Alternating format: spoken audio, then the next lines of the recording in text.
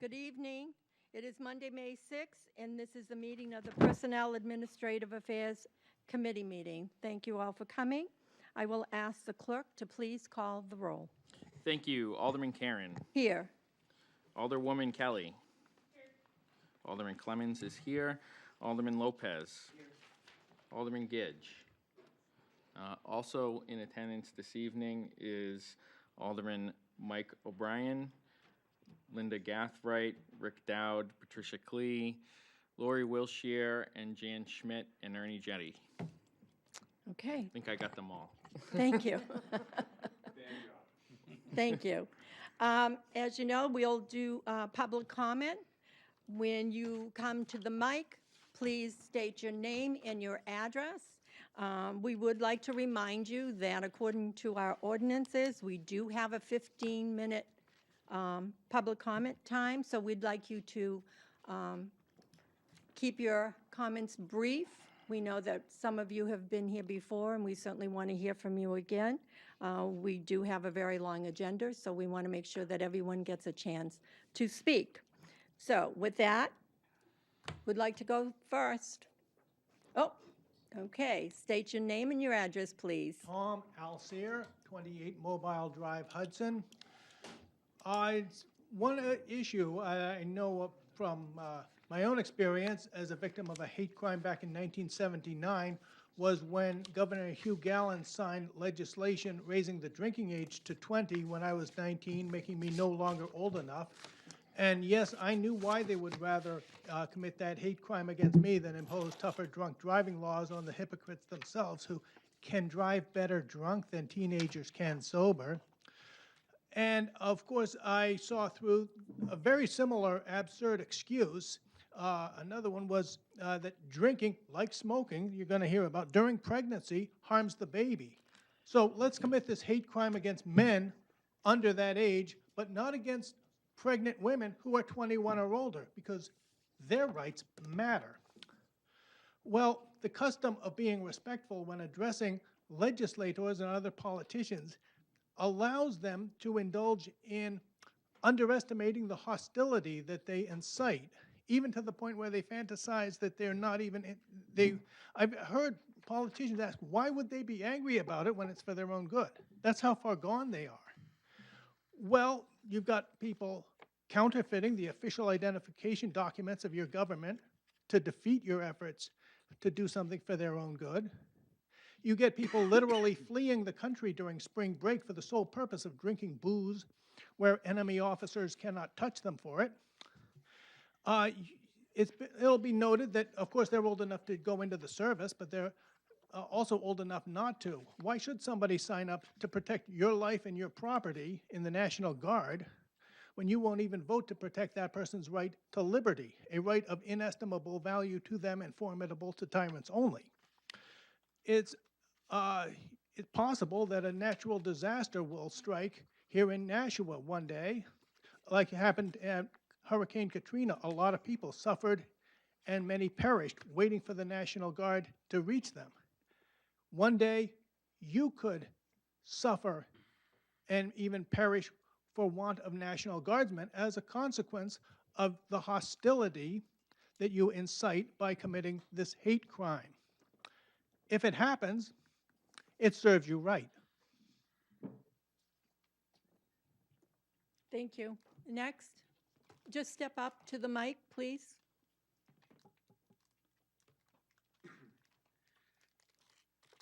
Stacy Lawton, recent address change, unfortunately, to Progress Ave, Nashua, New Hampshire. You've heard everything before about the reasons why raising the smoking age would be beneficial. We've heard in the past the problem it's causing in our schools. One thing I'd like to point out is, as I mentioned during the last full board meeting, during general public comment, this is something even the companies who make these the vaping devices, the cigarettes, they're in support of bringing the age up to 21 as it is, and To make my comments brief, because we do only have 15 minutes, one thing I'd like to point out is it was in the news recently that um, Rite Aid stores and Walgreens stores in New Hampshire are instituting a policy to raise the age to sell these products to 21. We need to back them up, I believe. Um, we, I believe that if they're doing it and if other places in the state have done it, we need to do it. And it's going to hopefully encourage the state as a whole to do it across the state as well. So,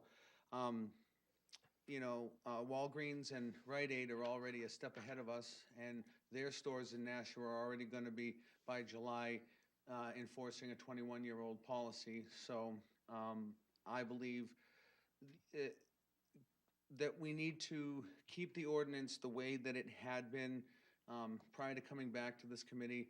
We need to keep the possession clause in it because, we're not, I don't think the intent of this board is to punish people for possessing nicotine products. The intent is to educate them and to, teach them the dangers of what it is that they're engaging in. And then hopefully they won't want to smoke or use these vaping devices at all. And if they still do, at least we're encouraging them to, we're not really encouraging, but forcing them to purchase at 21. So I feel as though if some other places in the state have already done this, companies that operate within our state are already doing this in Nashua, we need to do this citywide.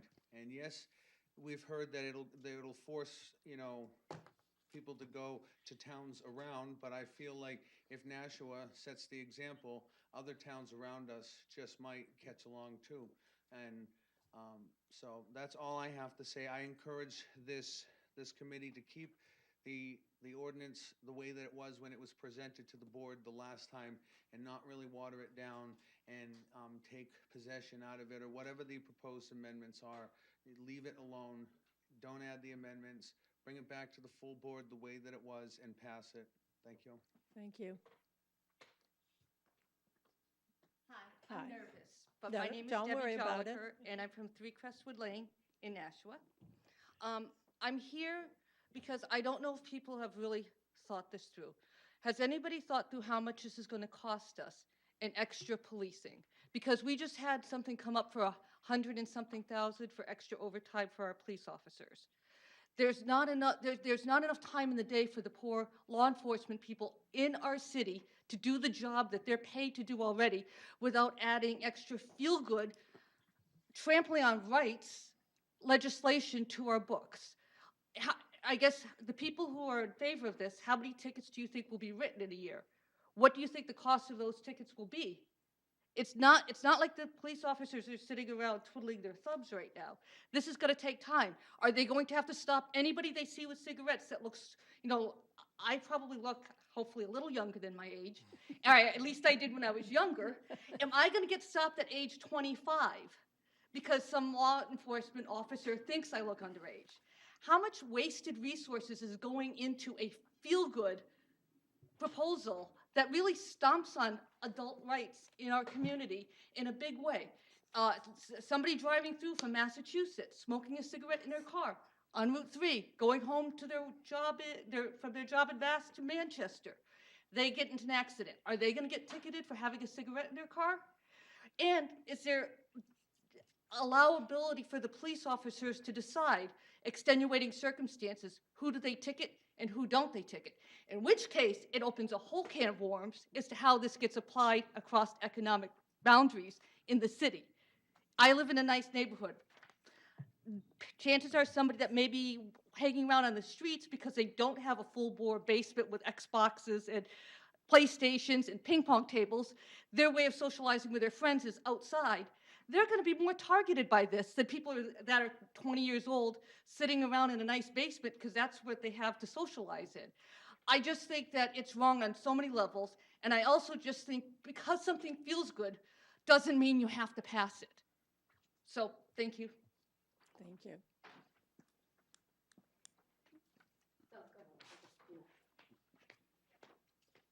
Lori Ortolano, 41 Berkeley Street. I'm doing a little topic change. I wanted to talk about the Administrative Services Director position. I'm not in favor of that position for two reasons. I'm not in favor because of the way it's being um, elected, nominated by, or at the discretion of the mayor to appoint. I feel a high-level position like this should be a vetted position, should go out to candidates to screen, and that we should be looking at a multitude of people that might be able to do that job. The second reason I'm not in favor of it is all of this new management really was spawned off of the issues in the assessing office, and I think the position that we really need is a chief assessor down there. I can tell you as a member of the public has nobody to go to down there with a technical issue. And that was the problem before when the prior chief was there, because he wasn't really there. And we never, as a public, got an answer from the administration on why he was allowed to not be present for 15 or 20 hours a week. We never got an answer to that. But we now have nobody down there to go to. And this Administrative Services Director position is not going to cover it for the technical issues with regard to assessing. If I have data questions, I cannot bring them to the Administrative Services Director. I can't have data appreciated by that person. And so it's, to me, the wrong position to fill. So I think you filled something that met the requirements for the mayor, but it didn't work for the public. And so that I'm disappointed in. Thank you. Thank you. Hello, Hi. my name is Jessica Stoddard. I live at 592 Pine Street, apartment number 4 in Manchester, New Hampshire. I was born at St. Joseph's Hospital down the road.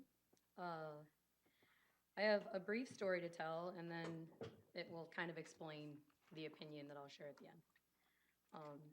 This is my father and our dog Sierra, who died a few years ago. Not my dad, the dog died. But my father is currently dying of lung cancer. And although I don't know anyone in this room personally, I am comfortable and confident stating that I don't believe anyone in this room has not been touched by addiction, or their family hasn't. Nicotine is just as addicting as anything else that is addicting. It just takes a longer time for the end result, which is death, to play out. I have had to do unspeakable things to raise money for my father's medical bills because he has had to quit his job, where he was making 6 figures as a software engineer. He was the sole supporter of my family financially. My mother does daycare out of her home for literally everybody in the town of Milford for free. His Cobra is about to run out, and his chemotherapy treatments, which he has every other Friday, which destroy him for the next 4 days, he's not able to do anything, are like, I don't know, 15 grand, like 5 after Cobra. My dad's been smoking since he was 15. When he was 15, his brain wasn't developed to the point where he could make a conscious decision that, hey, smoking cigarettes looks like a good thing to do. I think I'd like to try it. He started smoking cigarettes because his father smoked cigarettes and he looked up to his father.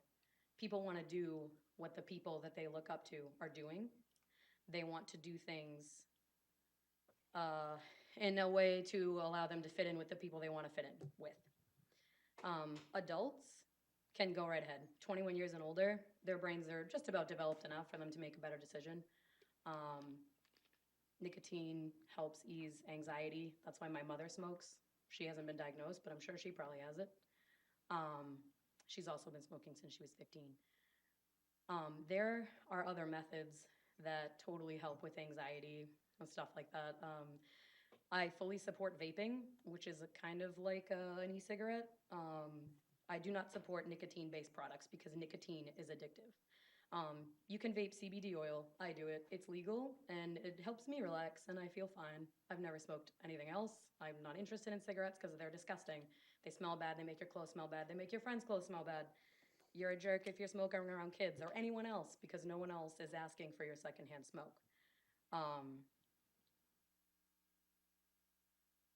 So my dad is dying from smoking, and he started when he was a kid. He's tried to quit 17 times in his life, and now he has to quit after his cancer diagnosis when his stress level is the absolute highest, where he needs a cigarette, or feels like he does.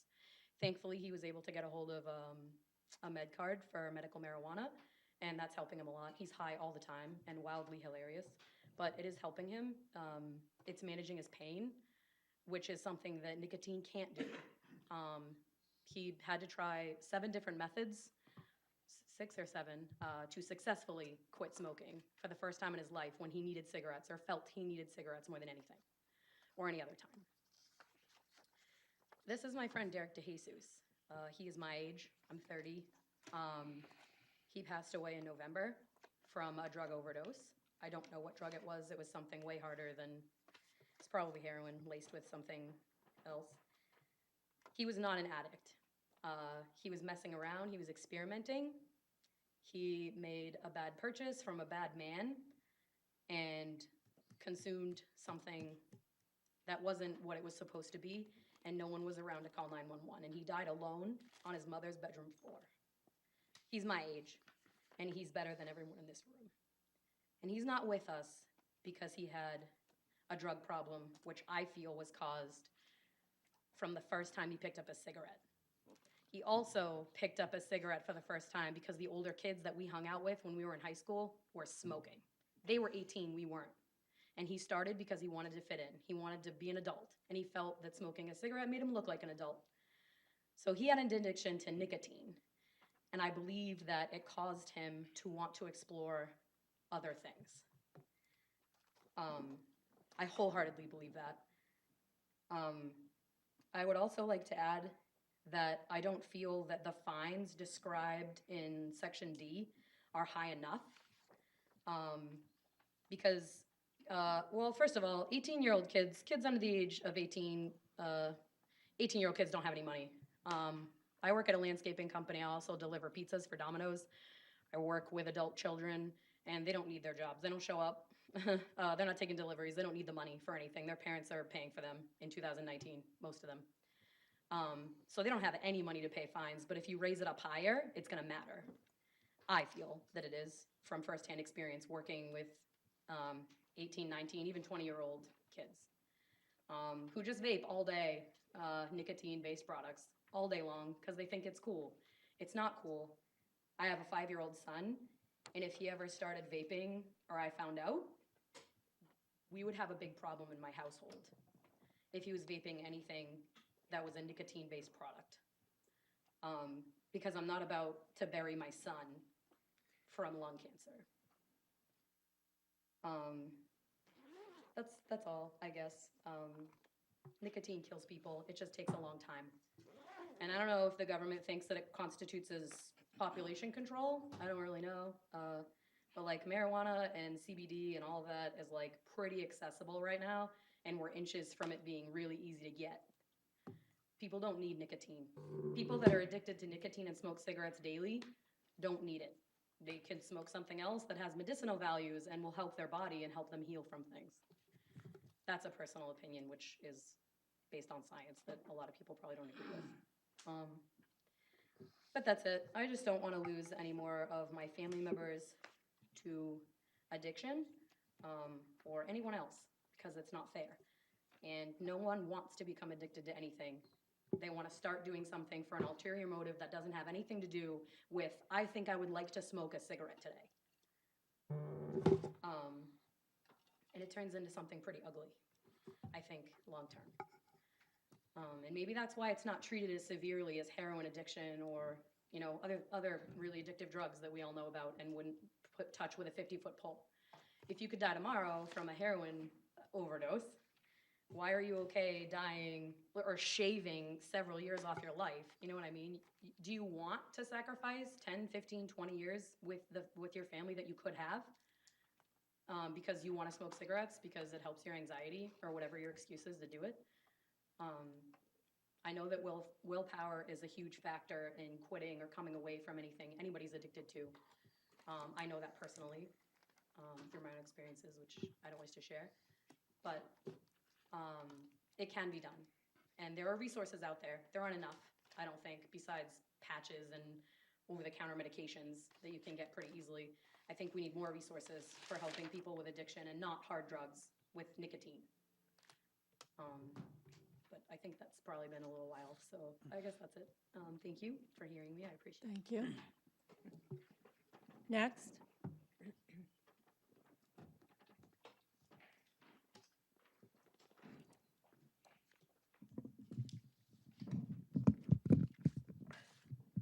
Thank you.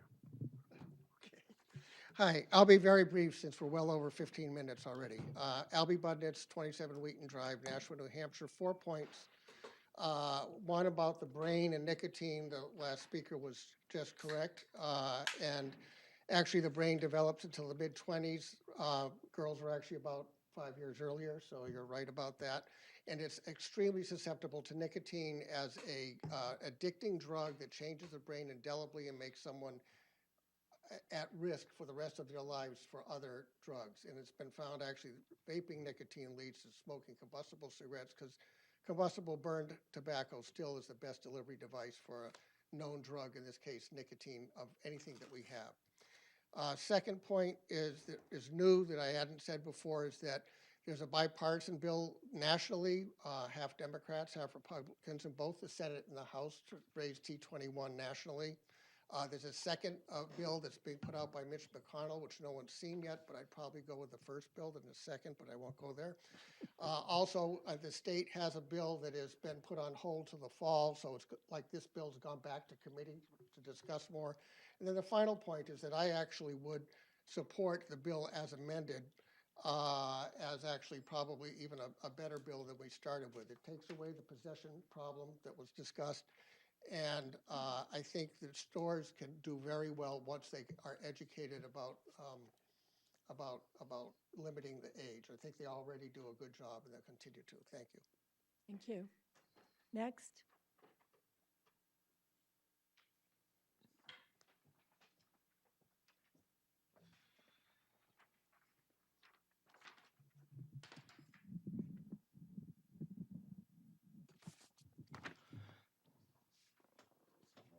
I'm Andrew Olding. I live at 8 Royal Crest Drive.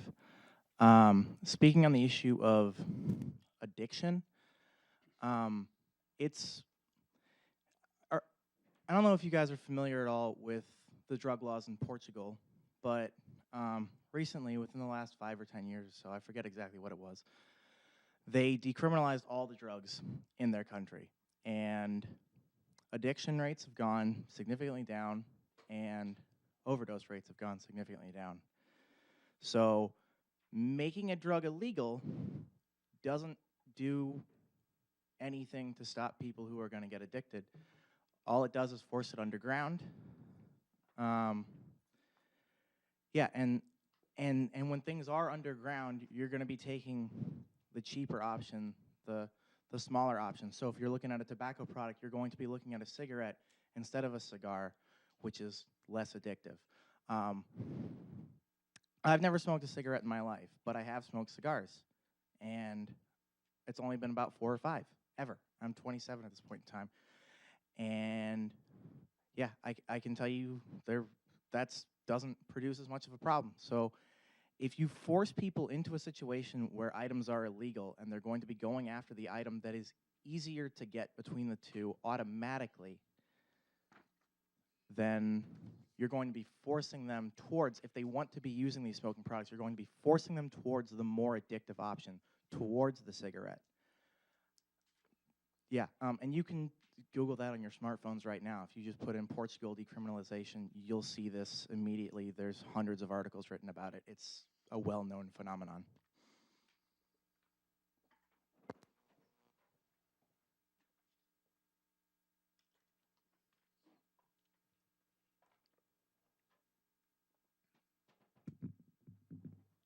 David Garofalo, 15 Spitbrook Road, Nashua, New Hampshire.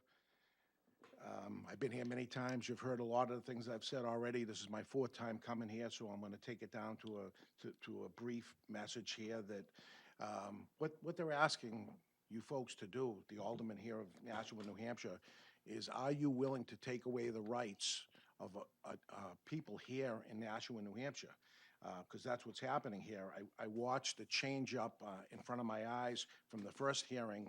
This is the 4th one that ended up happening here, of the changing of the guard that happened over here, of some of you who were strong and the belief of the rights that we have here, and you're going to hold on to those rights, switch over. And this is the feeling that I'm getting here because of what somebody brought up, which is the feel-good issue of what this is.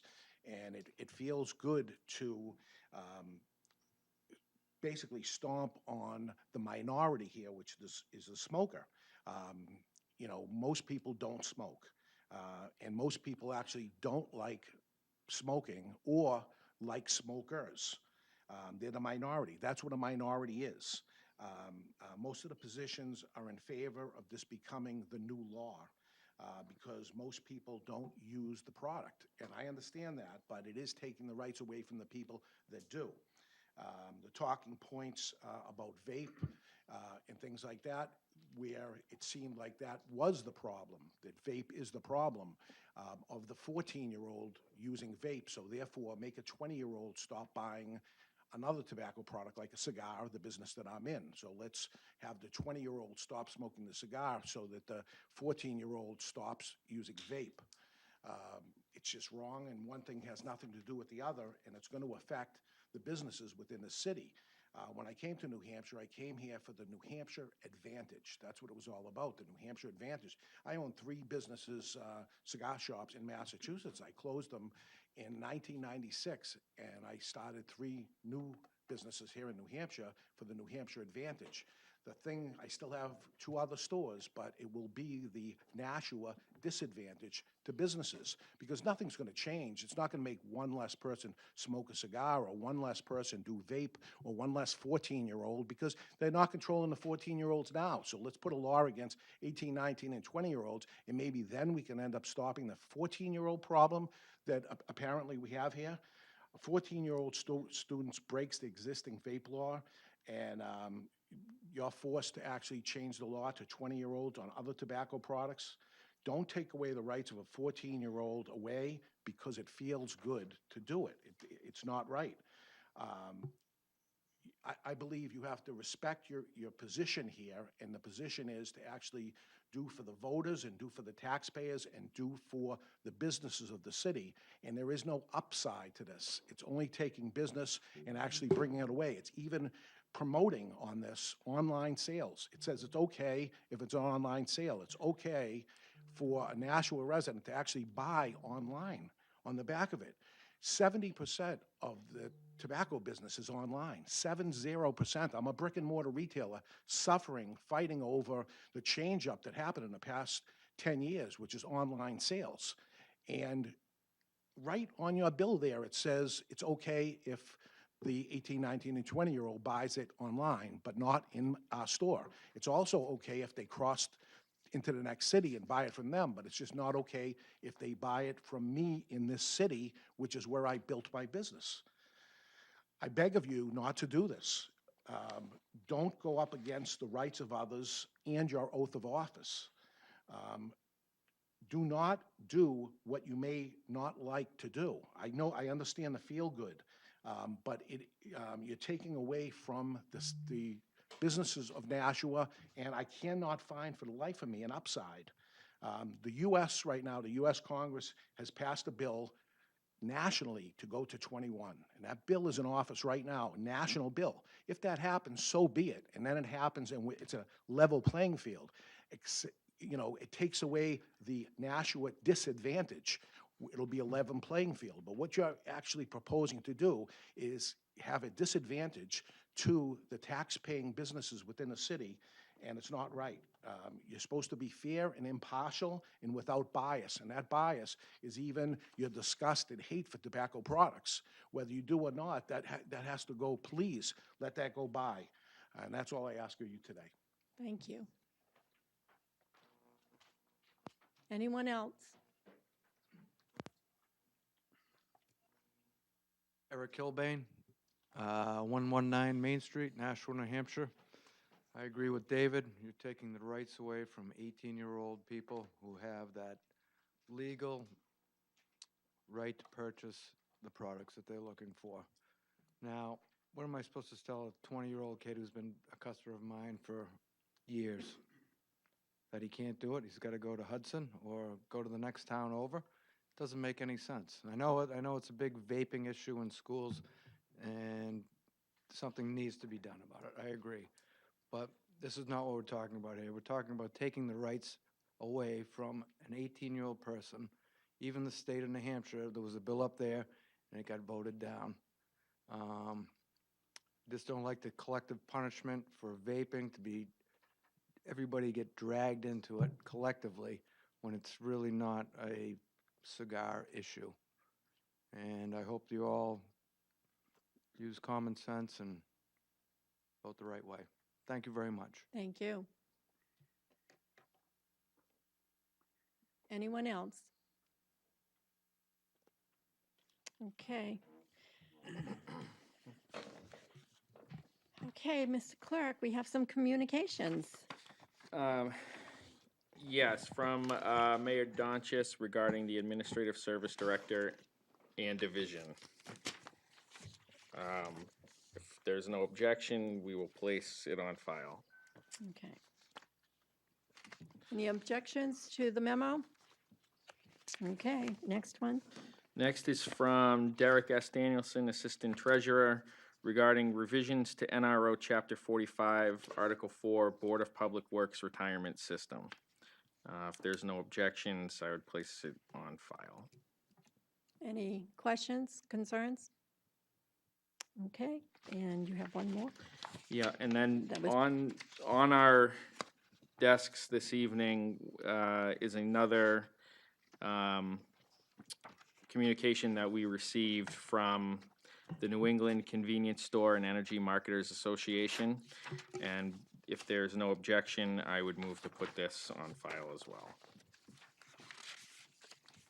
Any questions? Alderman Lopez. The board has received a number of emails as well with regards to the tobacco ordinance. Are those going to be put on the record as well? I mean, there are communications that were received by the entire board. I think we could have Ms. Levering list them as part of the committee report. Maybe at a different meeting, though, since it's just now. Okay, all right, we can do that. Thank you. Any other questions? Okay, all right. Before we get started, one of the sponsors of the legislation concerning the Public Works, O-19-043, has asked if we would take it out of line because we have a lot of other business, and they felt that they could bring it up, take care of it, and be on their way.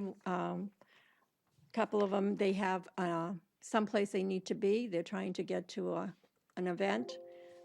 So I told them I'd bring it up to the committee to see if they had any objection before we start the interviews. No objection? Okay, so Mr. Clerk, could you? Okay. Thank you. I would move to recommend final passage of ordinance 19043, updating the ordinances regarding the Board of Public Works Retirement System. Okay, you heard the motion? Any questions? Okay, I know that Derek is here from City Treasurer's Office. If you could join us in case there are some questions. And Alderman O'Brien is a sponsor and a member of the Board of Trustees for the retirement system.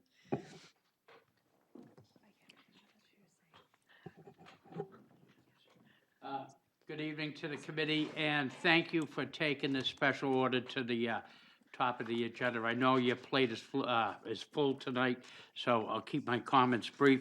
Basically, what is before us is revisions to NRO Chapter 45, Article 4, which is the Board of Public Works Retirement System. I am very pleased as the aldermanic liaison to say that this is a very well-run pension system.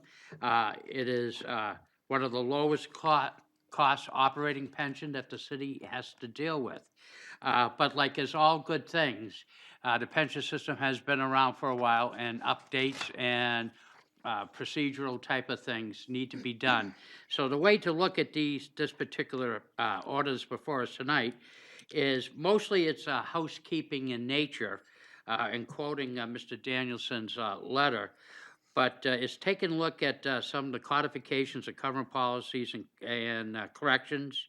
And the prime charge is the timing of payments to the retirees. The retirees now receive their checks on a weekly basis. This will move it to a monthly basis. And the reason is the pension system is now coming into the year 2019. We have an operating system that is called admin. We're all somewhat familiar with it, its attributes, and mostly its faults. And so the pension system felt to get away from the admin system, we've hired an independent vendor that is going to come out. The retirees will be getting their checks at the first of the month, and very similar to what the state pension does. So this is probably mirroring in a lot of aspects to existing what a lot of our municipal employees have in the, that, get it from the state system. And most of the employees have been, the current employees have been advised of this. They were advised on February 1st of this year.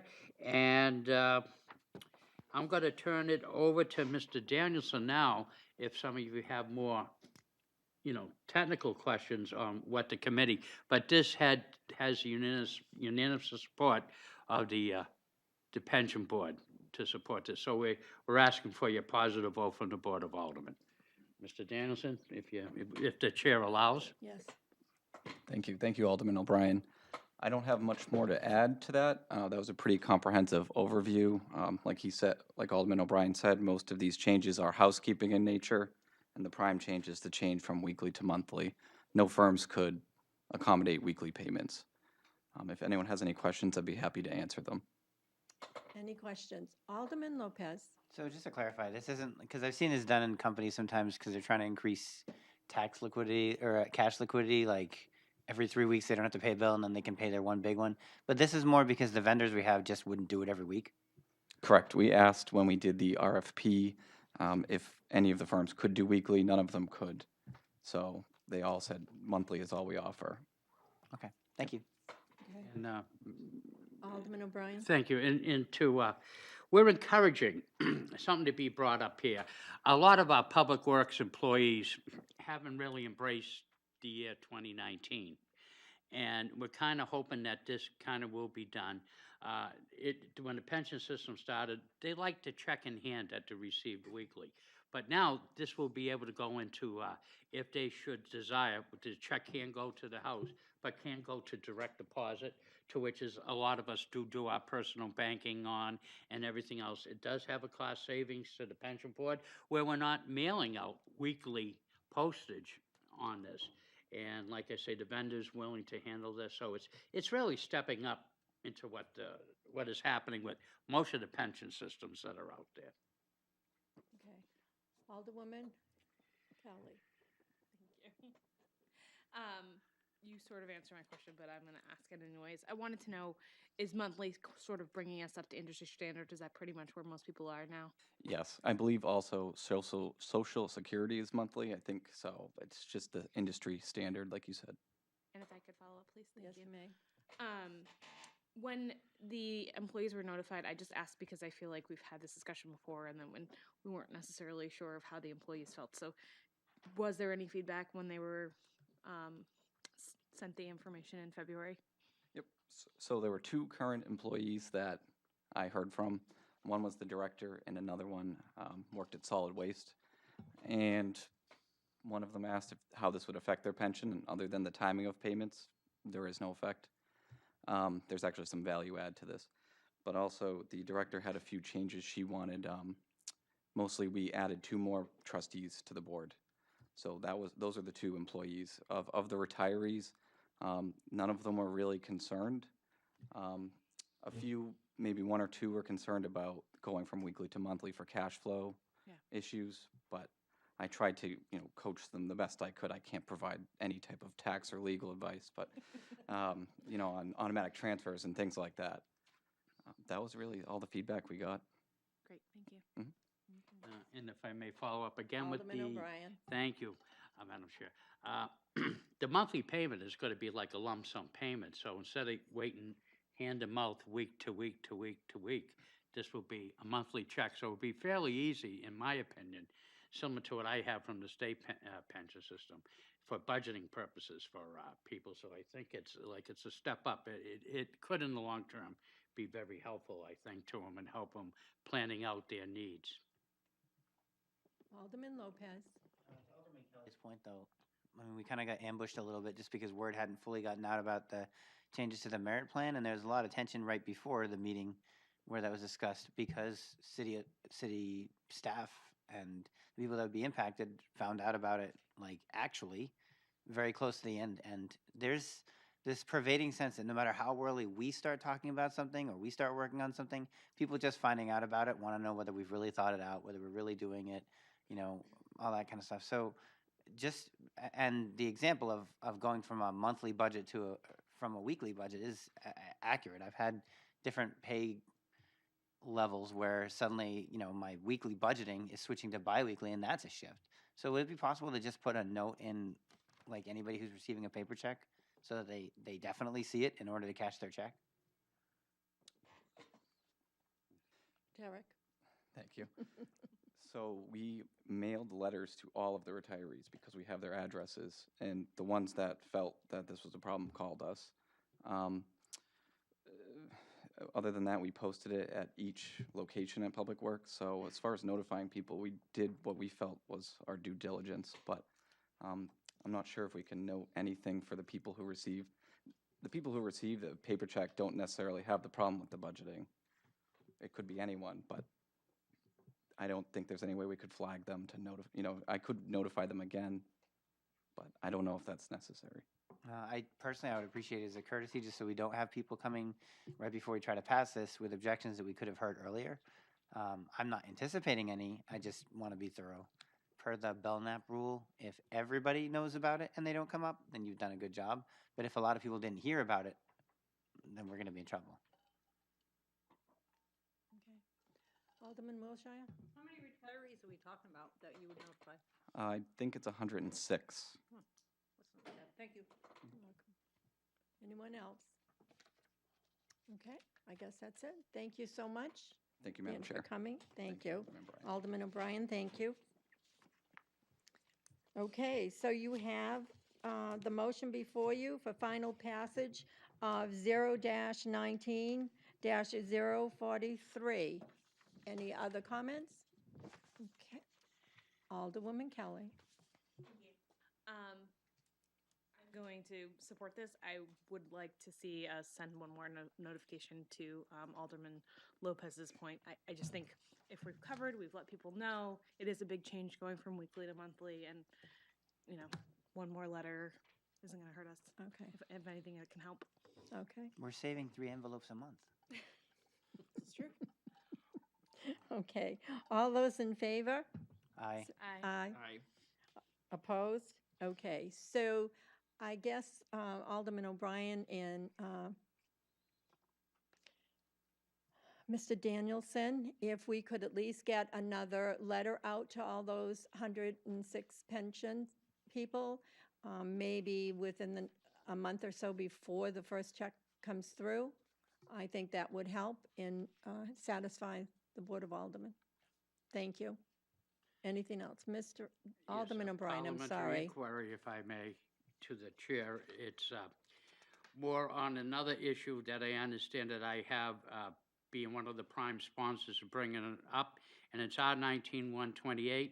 It's on the regular agenda, and I would be supporting. This is extending, enlarging the National Rail Transit Committee. I know one of the members of that committee wishes to speak on that. He cannot make it, so he's asking for the courtesy, to which I see total support to, if the motion was a recommendation of this board, to table it to another day, that I would be supportive of that. Okay, we'll Thank bring you. that, I'll make a note of Thank you. that for when we get to new business. Thank you.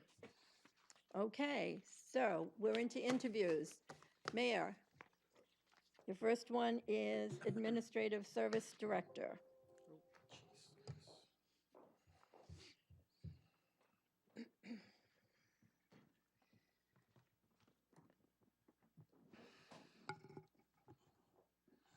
Thank you. Madam Chair. You're welcome.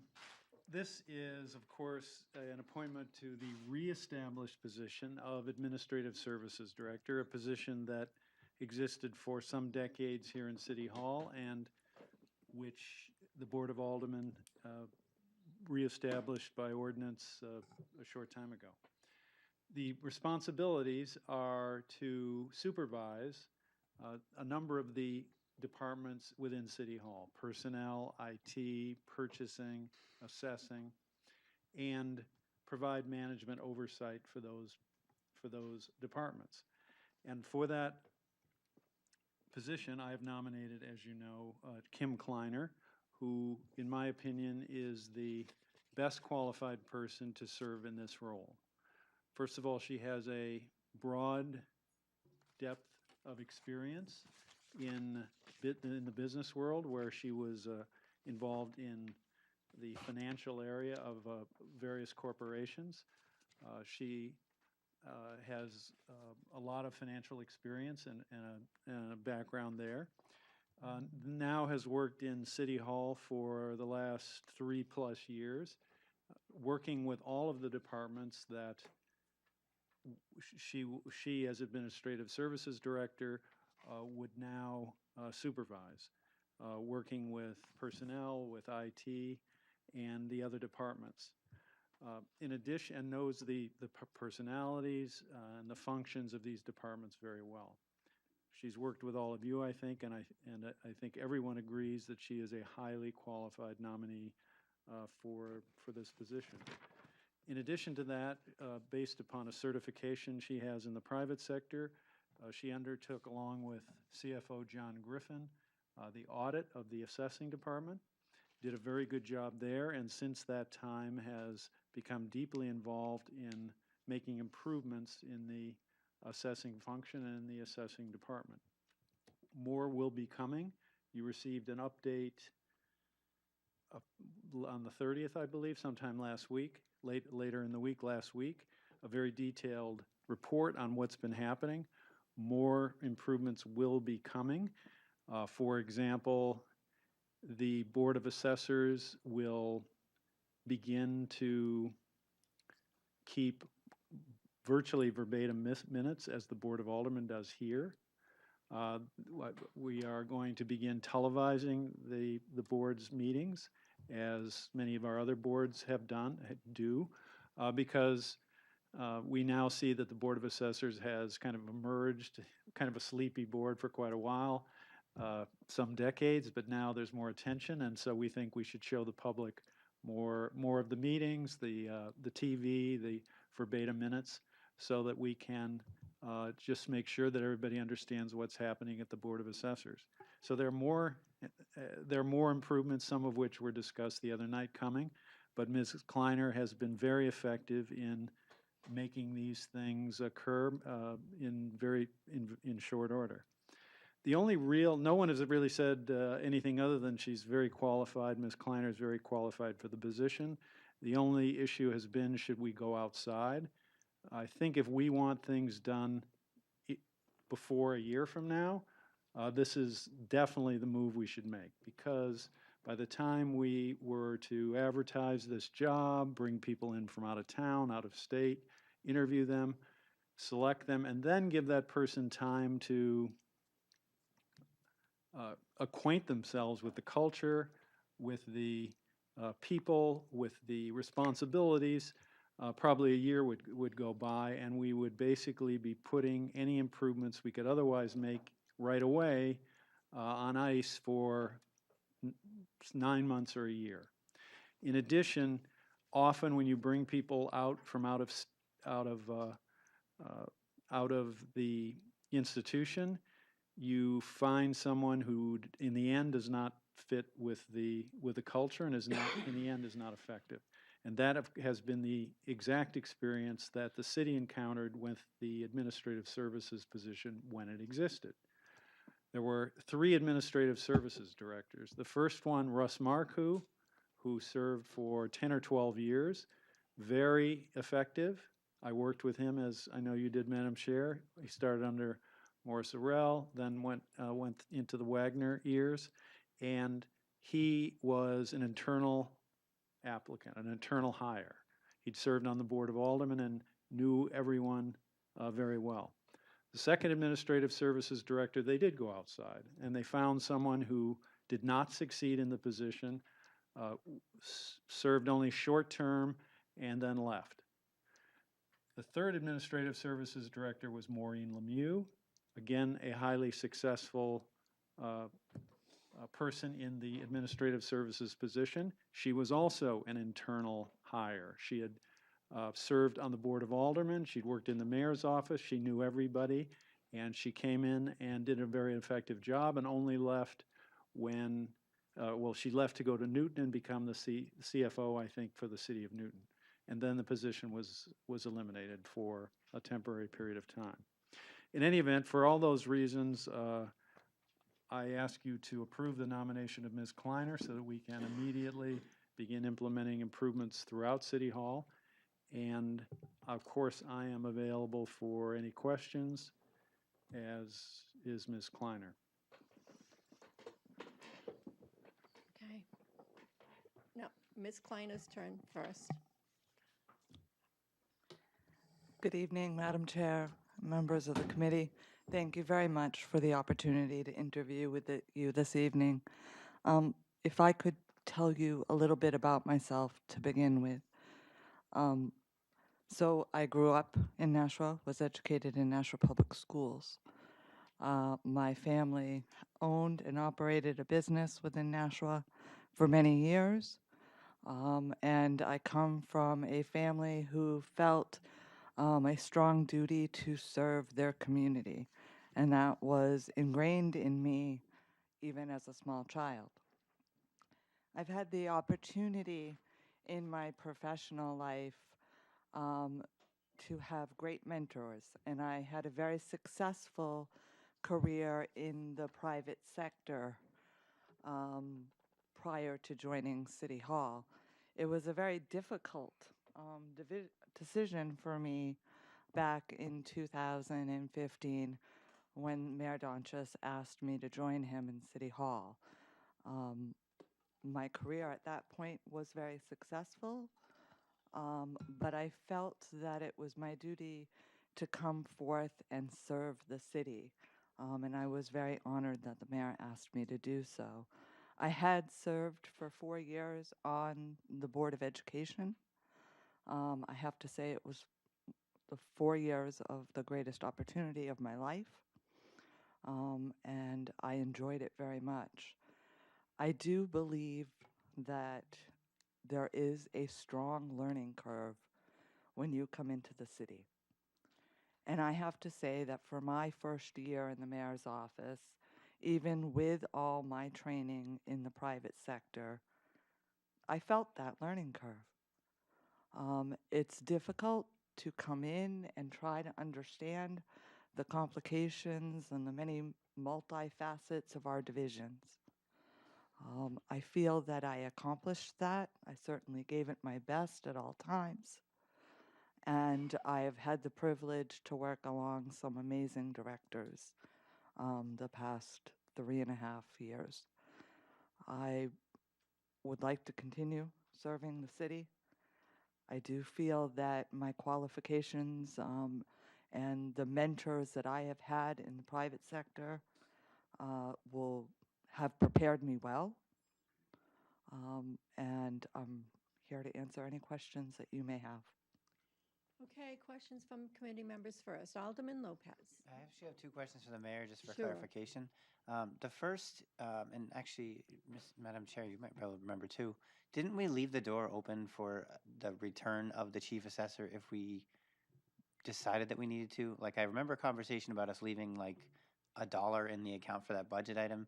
So does this creating this position doesn't preclude indefinitely a chief assessor from ever existing again? Is that correct? Correct. So we proposed, pursuant to the audit, a roughly cost-neutral solution.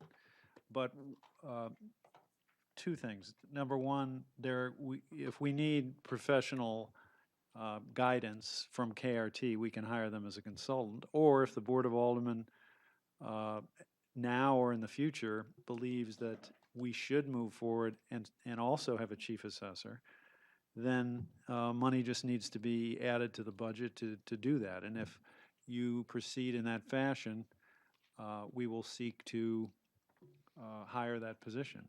Now, the only thing I mentioned in addition to that is that the last time we put that position out, there was really one qualified applicant, and so the pool of people doesn't seem to be that Deep. right, that deep. But if the money is there, we will seek to make that, fill that position. Alderman Lopez. And my second question was, and I think you might have answered it because you said this was a cost neutral. Ms. Kleiner's been working as your chief of staff since you took office this most recent time. Does she move offices? Does she surrender that role? Does she have both? Well, she can't do both jobs. I mean, that's one reason that we need to move forward, in my opinion, right Could away. you try? I mean, Save we've money. gotten 80 hours a week from her in the last few weeks or the last month or so, but I don't think we can expect that forever. I say it's cost neutral because we did eliminate the chief assessor's job, which made this position, I think, now pays 103. The chief assessor was around 90, so it's not quite the same, but pretty much equivalent. So that's why I say it's a cost-neutral choice. Now, if the chief assessor is added to the budget, of course, that would make it not really cost-neutral, but as proposed right now, that's why I say it's cost-neutral. So there would be a chief of staff position open or a mayoral assistant, and Correct. I'm assuming you would do the same priority here, where having somebody who knows Nashua as part of Nashua, that would be the ideal candidate. Is that there like a whole search? If this moves forward, does that trigger that next interview process? Yes, it does. Those are my questions for the mayor. I would like to state for the record that I've appreciated Ms. Kleiner's service as the chief of staff. Her learning curve was about the same pace as mine was, so I think we were figuring out what we were doing, around the same time, and I think she's done a great job, both in leading a staff that has had a lot of very talented but very differently talented people over the years in the mayor's office, but in also tackling a lot of challenges that I've participated with as alderman. Everything stemming from organizing a block party to addressing an opioid crisis. Ms. Kleiner's been a part of all of that, and I think she's done an excellent job. Anyone else? Alderman Wilshire? Thank you. I was around back in the day when Russ Marcoux was here and Maureen Lemieux. And when that position became vacant and became city stat, things kind of changed here in City Hall. I think those smaller departments need one director. I think they need one person. It's a more cohesive City Hall. And there's no one really, I think, that could do a better job than Ms. Kleiner. So thank you for your willingness to step up and do this. Alderwoman Kelly. Thank you. I have a question. It might be for the mayor. Maybe Ms. Kleiner can also speak to it. But I also am in the similar boat of what happens when we get rid of the chief assessor and the person with that technical knowledge. And I think that Ms. Ortolana brought that up as who, from a day-to-day perspective, is going to be taking care of that. I don't think KRT can be down in our assessing department day-to-day. So how do we address that for people who are concerned about? I think the management portion of this makes sense, but the day-to-day technical or whatever a chief assessor would bring to the table, how are we going to cover that? Well, we have qualified assessors working in the assessing department, so they are qualified and certified to answer the demands of the job, which involve the updating assessments when the building permits are issued or when they're closed out, when putting through abatement requests and processing those for consideration by the board. So I think we have the expertise within the department to do these jobs. The revaluation is reported on in this USPAP, they call it, which is the Uniform Standards of Professional Appraisal Practice, 700-page report. You should take a look. That went to the DRA, and they approved the USPAP, the 700-page report, and they say that we're in compliance with all state standards. So I believe that Ms. Kleiner, if she concludes that we need more expertise, will come to you and tell you she thinks we need a chief assessor. But I would wait for, I mean, she's pretty deeply involved in assessing now, believe me. And I think once she is in this position and has more time to evaluate the situation, if she thinks that we need a chief assessor, or if I do, we will tell you. And as we've suggested, we'll come to you periodically to report on the assessing function, and that question can be asked, whenever you want. And if the board concludes again that we need a chief assessor, then a budget change does need to be made. But if you do that, then obviously we go out and try to hire someone. Anyone else? Anyone else? Okay. I too was around when that administrative service director was here, and there were a lot of positions within the city that the mayor has the right to hire who he wants to. He just comes before this board or committee to reassess what he's trying to do. So to say that every position goes out for an RFP is not necessarily true. I've worked with Ms. Kleiner on a lot of projects. I think she brings a lot of expertise as far as management, and as Alderman Wilshire has said, some of these small departments, they just need that overhaul.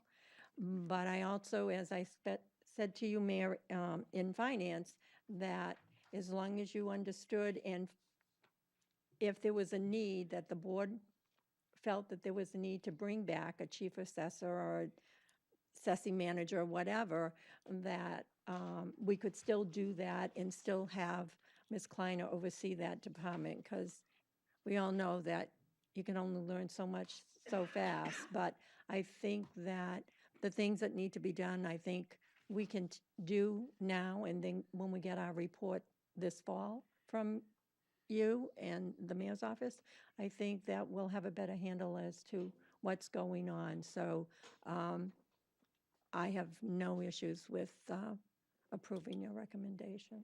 And just as a follow-up, Madam Chair. Sure. When Ms. Kleiner and the department comes before you on a periodic basis, however that's established, there's no problem with continuing to explore the issue of a chief assessor, and if the conclusion is reached that we really need to replace that position or reestablish the position, we can do that. The money would need to be there, but if that happens, then we will then proceed to find a chief assessor. Yep. But I think you should give Ms. Kleiner the chance to get in there and kind of give you even a more informed as to how we should proceed. Right, and I agree. I think that's, we have to give her time to do her due diligence, and good luck trying to replace her as chief of staff. Are you in retirement, Madam Chair? I'm only allowed to work 30 hours a week. Alderman Dowd. Just curious, quick question. The relationship between your new chief of staff and the city services director, equal input to you, or how is that going to function? Well, like the other division directors, the administrative services director will report to me. We meet frequently, and the chief of staff but has the administrative services director obviously has a certain set of responsibilities. All these departments we've talked about, the assessing, but also IT, where I know we can make improvements, purchasing, personnel, and everything else. The chief of staff really works with these people, but does a lot of other things. There's the scheduling, there's just working with all of you on various issues that come up, working with the Board of Ed, working, with the police department, all the things that take place there. Once Ms. Kleiner stops doing the 2 jobs and goes down to 60 hours, we will then have a chief of staff do the rest of the work. Okay. Anything else? Okay, we thank you, Ms. Kleiner. Your nomination will be voted on later this evening. Thank you. Okay. So you have Linda Foley from Board of Assessors. Mayor, Lydia is she Foley. here? Lydia Foley is Lydia? here. Maybe if she came up and sat where Ms. Kleiner was. Thank you.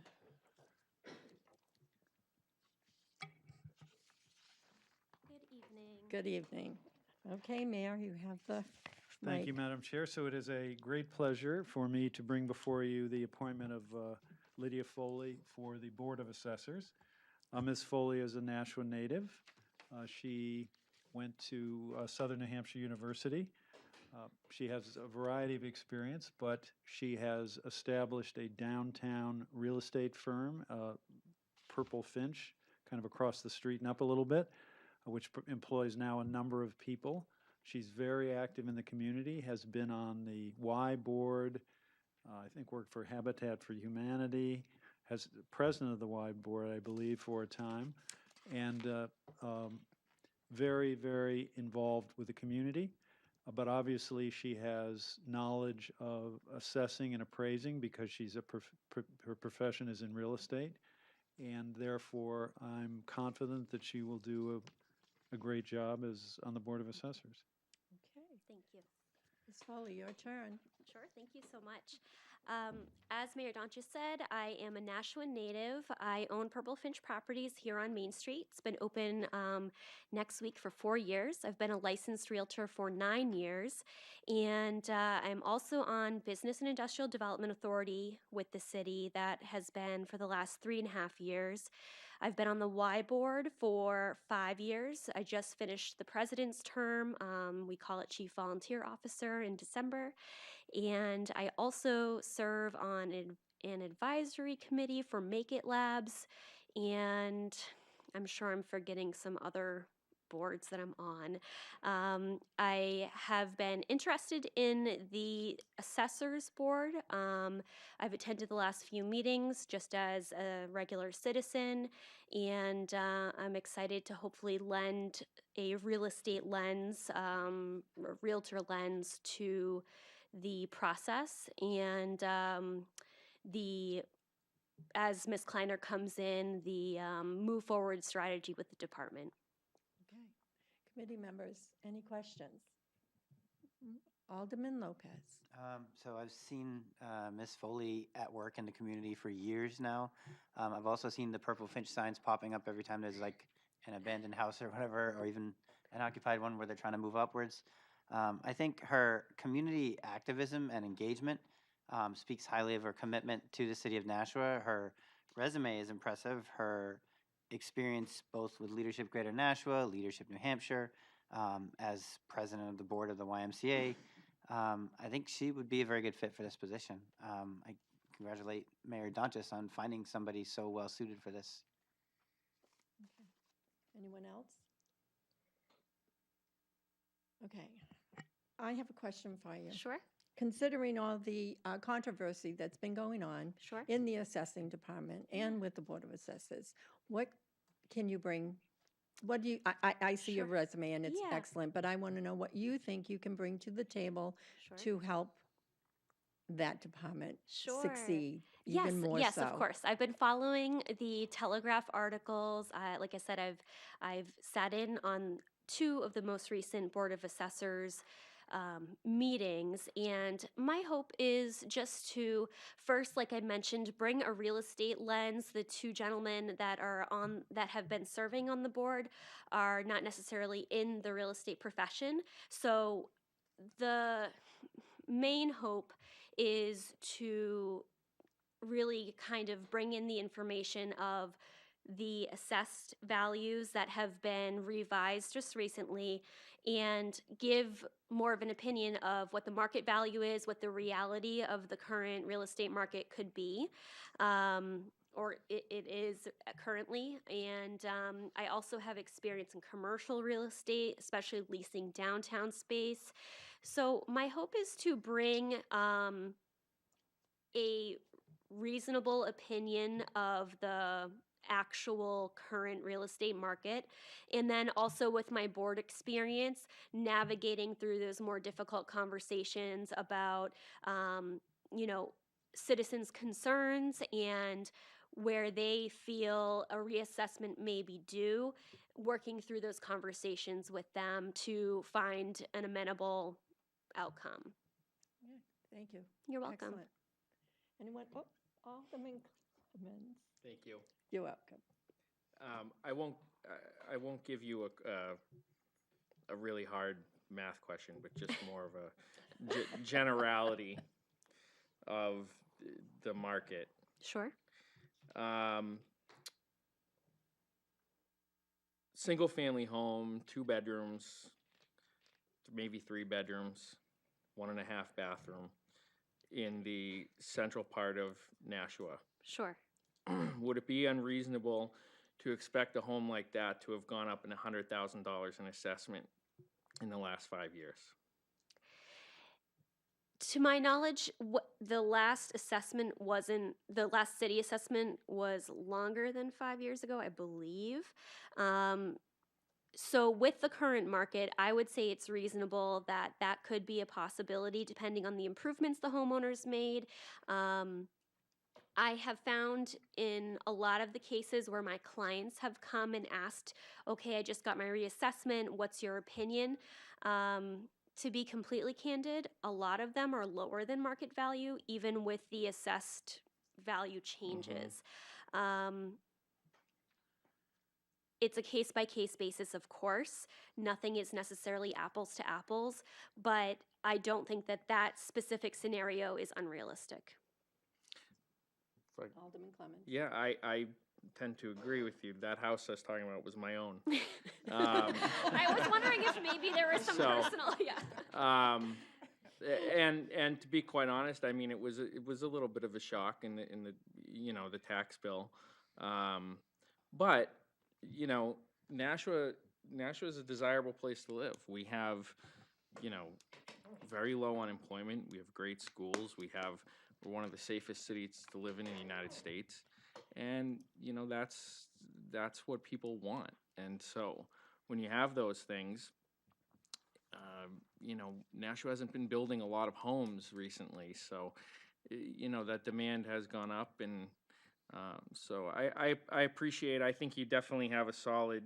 I do real estate lending myself, Sure. so I know the market, and I think you have a solid handle on it, and I think you'll bring a lot of experience to that board. So Thank you.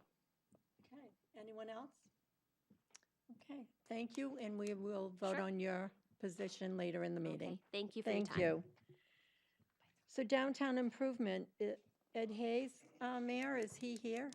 No, he didn't. Is Ed here?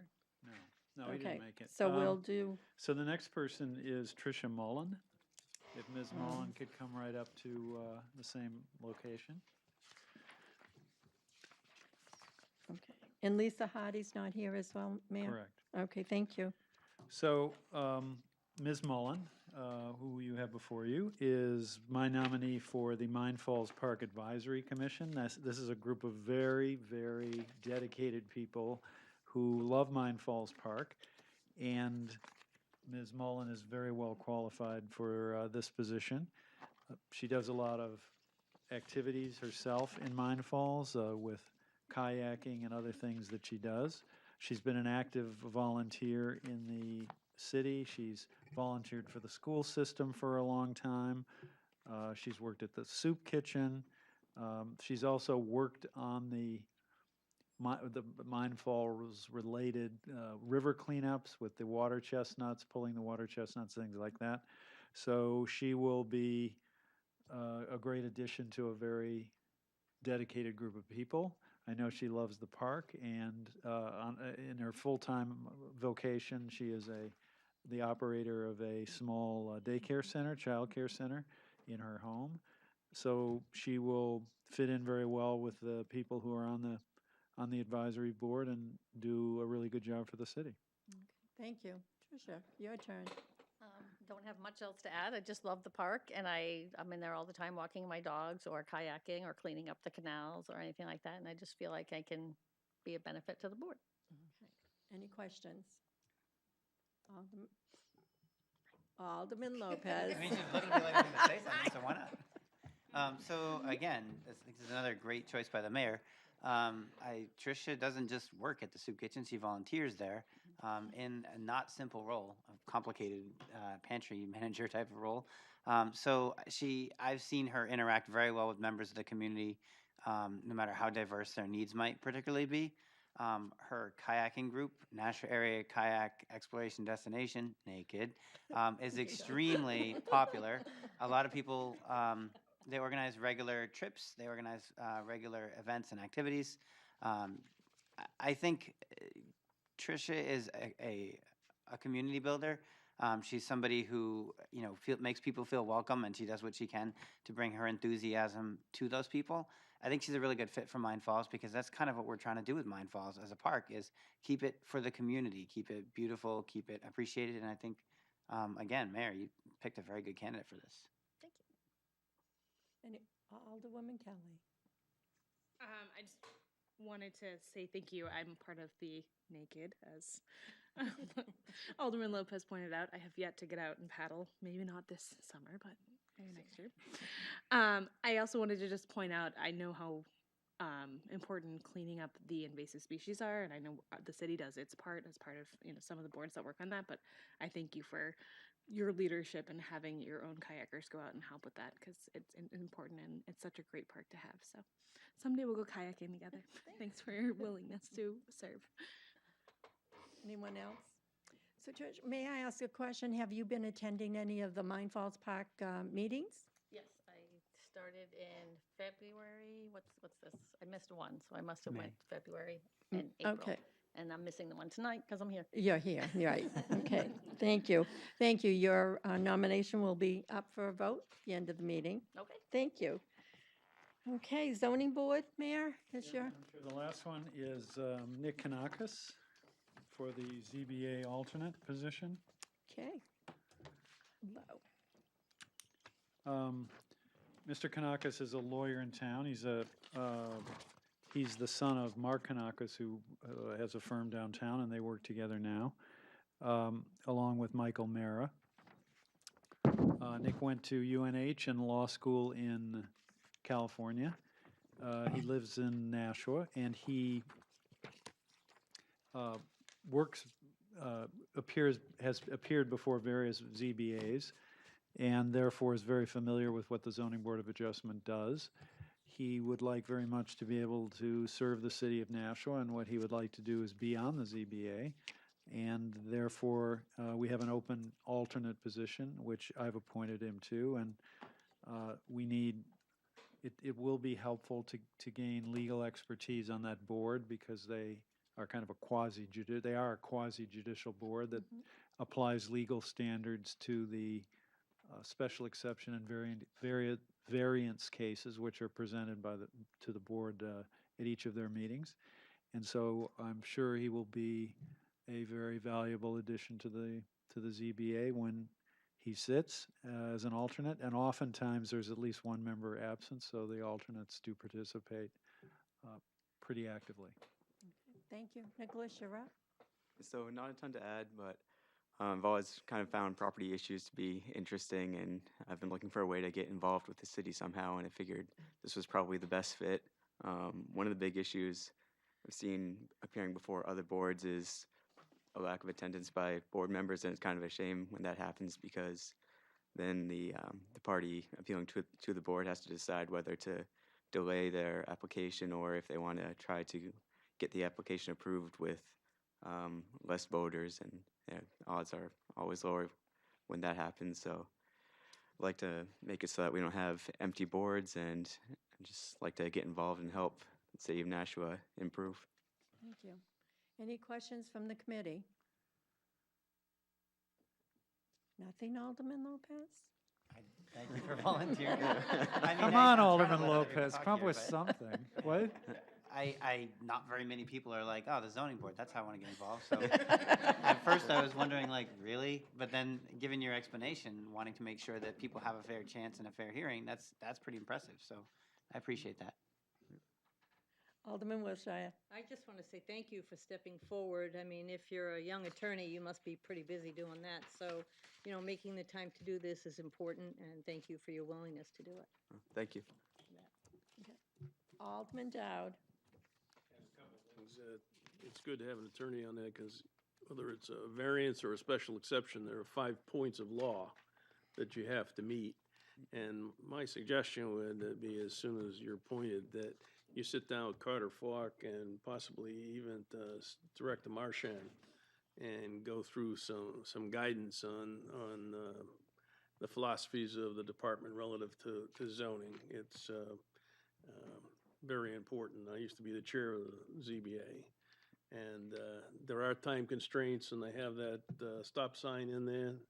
And sometimes lawyers get confused with Superior Court, so, but it functions pretty well, so just my suggestion. Okay. Alderman Jettie. I would like to also thank you for stepping forward.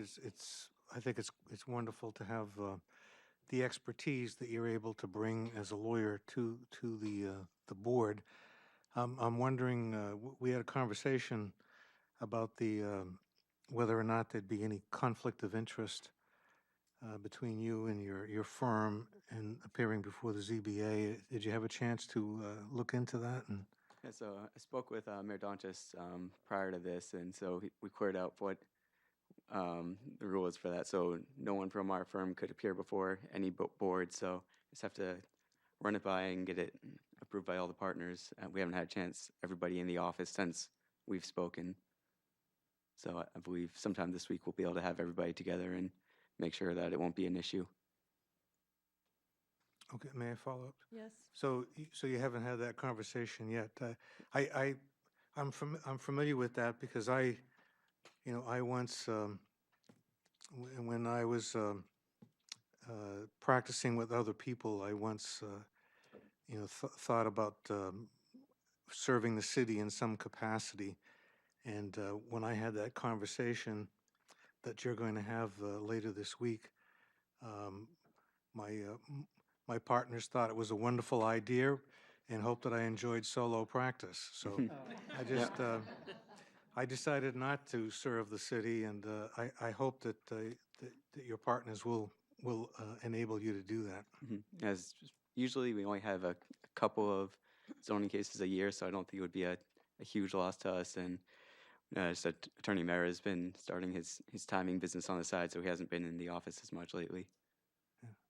Great. Alderman Dowd. Yeah, the agendas are published way ahead, and usually in the past, if we've had an attorney sitting on the board and somebody from their firm is represented, we'd have that person step aside. He is an alternate, so it's not usually an issue. Thank you. Alderman Lopez. We could still recommend this to move forward, because the next Board of Alderman meeting is next week, so he'd know before we actually finalized it. Certainly. I'm sure the mayor would bring it to our attention on the agenda. Anyone else? Well, Nicholas, we appreciate that you want to sit on that board because it's long.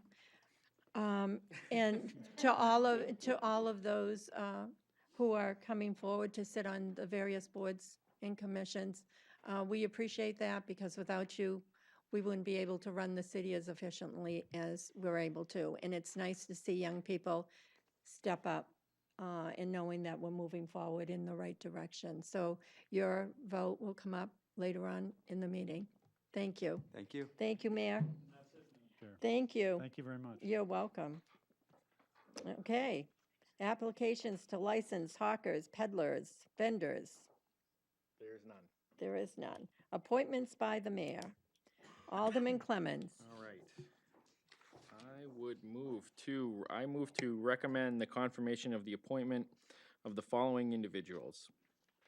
Kim Kleiner to the Office of Administrative Services Director for an indefinite term at the pleasure of the mayor. Lydia Foley to the Board of Assessors for an indefinite term at the pleasure of the mayor. Brandon Pierotti and Richard Gillespie to the Conservation Commission for terms to expire December 31st, 2021. Tricia Mullen to the Mines Falls Park Advisory Committee for a term to expire May 1st, 2022. And Nicholas A. Kanakis as an alternate member to the Zoning Board of Adjustment for a term to expire September 11th, 2020. Okay, you heard the motion. Any comments, concerns? If not, all in favor? Aye. Oppose? Okay, motion passes, and all these appointments have been approved. Thank you.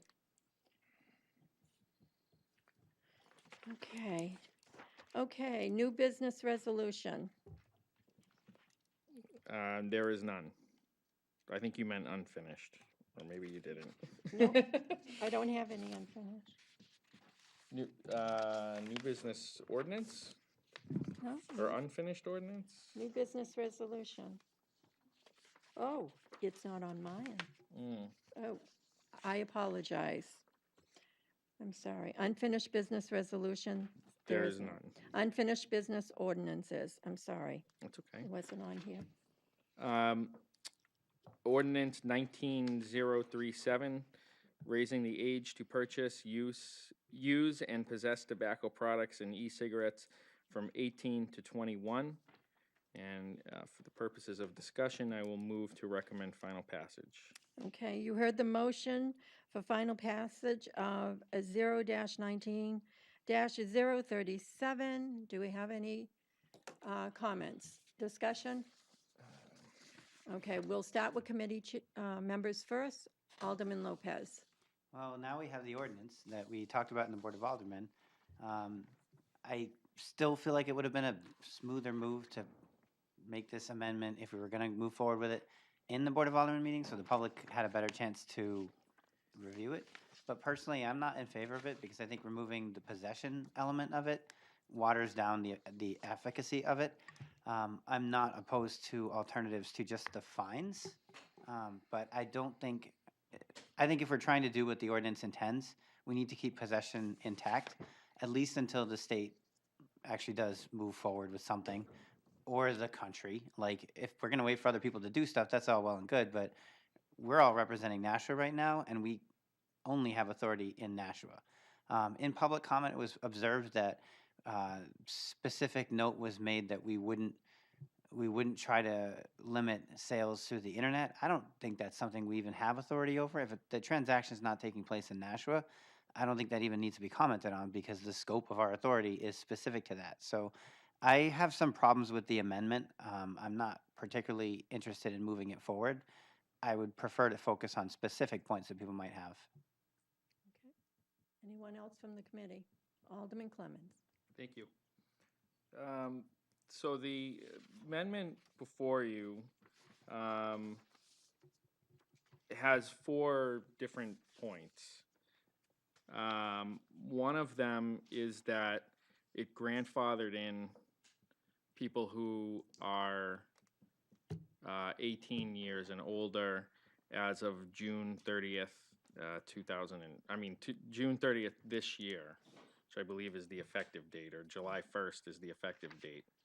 So if you are 18 or older, you'll be grandfathered in.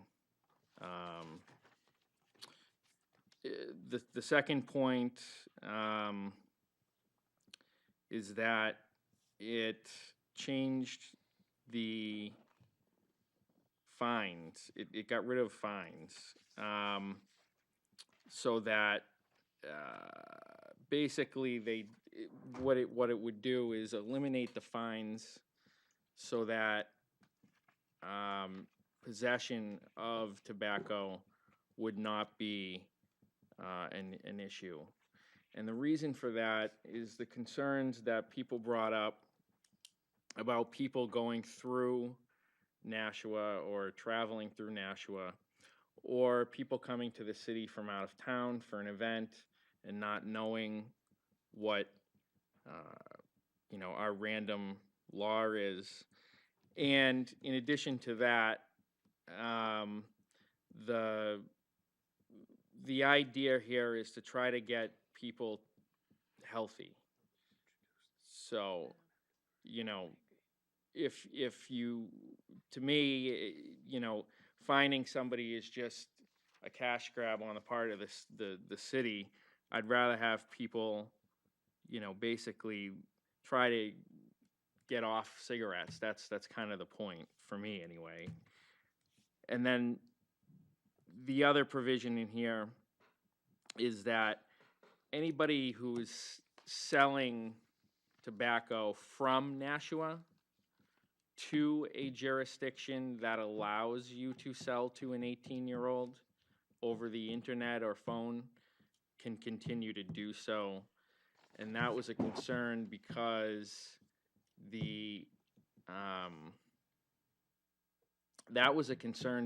there are businesses in Nashua that sell online. And the thought was, if we pass this to prohibit sales in Nashua of 20, you know, to somebody who's 21, that those transactions wouldn't be able to continue. And so we specifically put in language to allow that. I personally think that this is no easy thing to vote on for me. This is truly, to me, a compromise. And I'm not, you know, I came out strongly against this, but I understand the need and the move towards, you know, progressing to a bigger or greater age, I guess, from 18 to 21. And this progressively does that. It doesn't fine people or hurt people, and you know it allows such sales where they are legal elsewhere. I can support this with all the amendments, but it would be hard for me to support it without them. Before we continue, I had asked Chief Lavoy to send someone from the police department to come join us in case you had questions, especially concerning the impact of the amendments to this ordinance. So if, Sergeant, if you would come join us at the circle, that would be great. You can sit next to Alderman Lopez because he'll be raising his hands. The opposite of every other committee meeting. Watch the mic. Would you just state your name for the record, please? Sure, it's Christopher DiTullio. DiTullio, thank you. Okay, Alderwoman Kelly. Okay, so point of order, we haven't actually brought up the amendments, and they haven't really been discussed either at the full board or here yet. I think Alderman Clemens mentioned them, but we're still talking about the original. I just discussed them. Correct, but we were talking about the original. It hasn't been moved to amended. No. Okay. Maybe I'll flip this to you. I support the legislation in its original form. I remember when Chief Lavoy came, he felt that the possession piece was really the piece to make this work, and I'd love to hear your opinion on the amendments, especially that, and also the grandfathering, and how that would affect your job. So, like Chief Lavoy had stated at the previous meeting, he did feel as though the possession needed to be part of that for enforcement reasons. Obviously, if we will enforce any ordinance that the board feels appropriate and votes into law, but he felt as strongly that the possession needed to be in there for it to be enforced appropriately. Alderwoman Kelly. If you wouldn't mind addressing the second part of my question was, would the grandfathering, the people who are currently now, make it more difficult for you? Do you have an opinion, or would he, what do you think that will look like?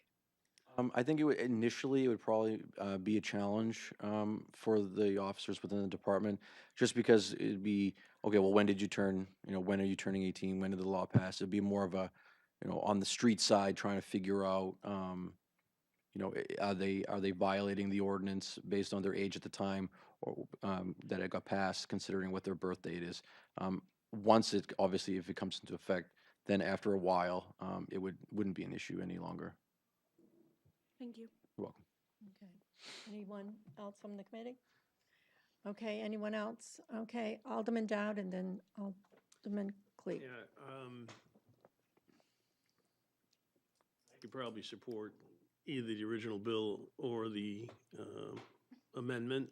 I do think that without the possession, it's pretty watered down. I just recently came back from Florida. Did a lot of reading down there there are 5 states down south, including Florida, that passed legislation to make it age of 21 for any possession of tobacco or sales. And there was a very strong article about why people of some of our ages ought to be doing this to protect our grandchildren. It did also talk about things with the environment, but this was one of the strong points that, you know, if we don't do it, who is? Now, having said that, I fully believe that all those were done by the state. And I think it's terrible that our state legislature hasn't taken this up. There's a number of states that have done this, and they can't all be wrong. And 2, they're trying to pass this at the national level. You know, there is an issue with kids having access to tobacco products. And the younger, the worse, you know. If you let kids in school that are 18 use them, as was indicated earlier in the evening, younger kids are going to say, "Ooh, I want to be like one of the older kids and do this." Will it stop all of it? No. Does the prohibition against alcohol before 21 stop all drinking? No. But it will curtail what needs to be curtailed. And as far as the police officers are concerned, you know, I give them a lot of credit for discretion. You know, they're not going to be chasing a car around because somebody has a cigarette. It will probably involve something else, but when they notice it, they will enforce it. But I don't think they're going to be chasing people around trying to get fines for people with cigarettes. Yes, they have more important things to do. I'd rather they be chasing some of these drug guys down and throwing them in jail. So, you know, I, in actuality, after all the research I've done in the last 2 or 3 weeks, I would support the original bill. But if the committee sees fit to amend it, I would support the amendment. But I think that you water it down to the point where, you know, is it going to have any teeth? And if you don't have any teeth, you know, why pass the ordinance? Just my 2 cents. And I know some of the people on the committee don't go along with that because they think we're taking away people's rights from 18 to 21. Take it away for drinking. You know, it's proven testimony from not just medical people here, but tons of medical people around the country that I have read that fully support doing this because it's such an impact on young people's health. So, just my 2 cents. Okay, since you don't sit on the committee, there was a letter given out by the New England Convenience Store and Energy Marketing Association, and they mentioned that there was a Senate bill up in Concord to change the law to 21 statewide, which I think is important for us to think about as part of that. Alderman Clee and then Alderman O'Brien. Okay, thank you so much. Let me start with, on a state level, I'll be the first in line to vote for this bill. on the city level, I have a real issue with it. I, I'm not an expert. I can't say that it will or won't have a major impact, but I can tell you that I'm a firm believer that if an 18-year-old is now selling to a 15-year-old in school or on the streets or anything else like that, the fact that they can't buy it in Nashua and have to go to Hudson is not going to curtail them in any way, shape, or form, because that kind of a person is that kind of a person. Having said that, I have a couple questions about what we have in front of us is, it says proposed amendment, and this is the I guess the watered down version of it. But looking at page 2, the fines area, and there are some fines in here. When I'm looking at the RSA 126K4 Roman numeral 2, the fines are much higher, and they look at first, second, third, fourth offenses, talking about letters of warning and so on. Now the fines are higher for a first offense. It says up to $250. We say 50, but we seem to stop at second offense and don't seem to address what happens. Now this is talking about the purchase, sale, and distribution of tobacco products and e-cigarettes. So that would mean if I were to buy and I was 19 years old, or if someone were to sell it to me, I would be violating this. So we are still talking about some fines. They just don't match up with the RSA that this is kind of mirroring. The other portion is when you talk about section E here, and it says any person violating the provisions of this section who is under the age of 21 may be required to participate in an education program, et cetera. Would that be only for Nashua residents? Or if someone in Hudson is caught with these in hand or had perhaps bought them here, are we going to force these this non-Nashua resident to go to this training?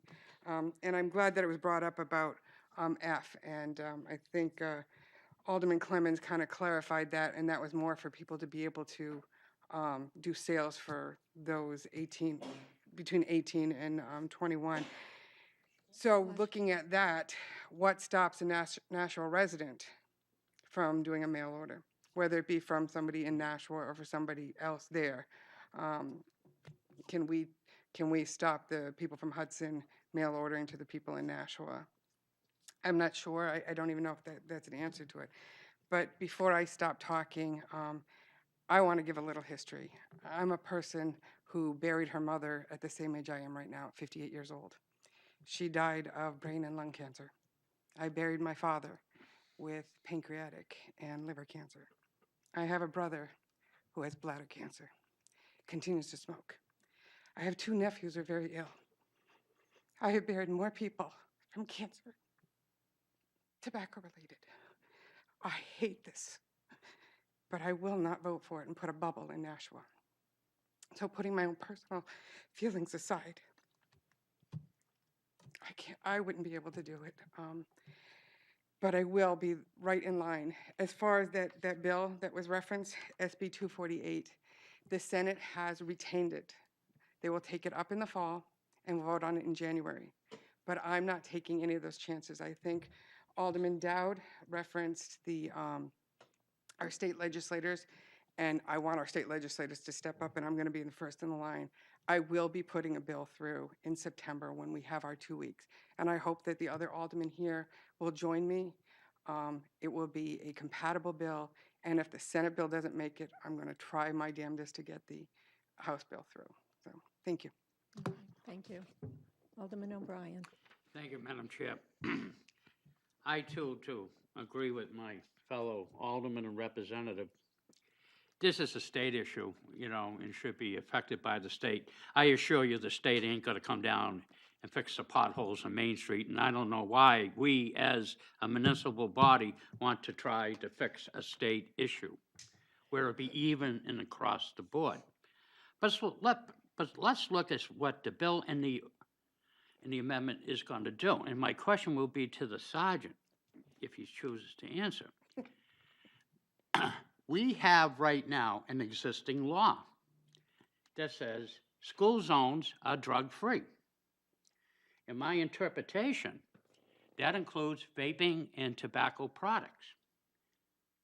So if we're going to ask the police to enforce it citywide, Sergeant, can you tell us what is the rest statistics in the high school with the vaping issue, if there's vaping going on in the men's or girls' room? Are there litigations that are coming from that? I'm personally not aware of any. The school resource officers would handle such incidents if there was someone caught smoking or using tobacco products on school property. They would, at the very least, would be seized and taken away from the juveniles. As far as making arrests for it, I'm not sure what the statistics on that would be. And follow up, if I may. Yes, you may. Thank you, Sergeant, for answering, because it is a tough question. But again, I think what the officers and school resource officers, it's prudent, take it away from them. Correct. Not to charge a young person, but again, to look at, we have a proposal to make law where people can be fined, go to court, affect a criminal record. And if the school, inside a municipal school, is being coaching, counseling, which I agree with, it evidently, in my opinion, with the amendment and the ordinance, may not be done in the city street. So it doesn't reflect exactly what is going on in a municipal building that is called the school.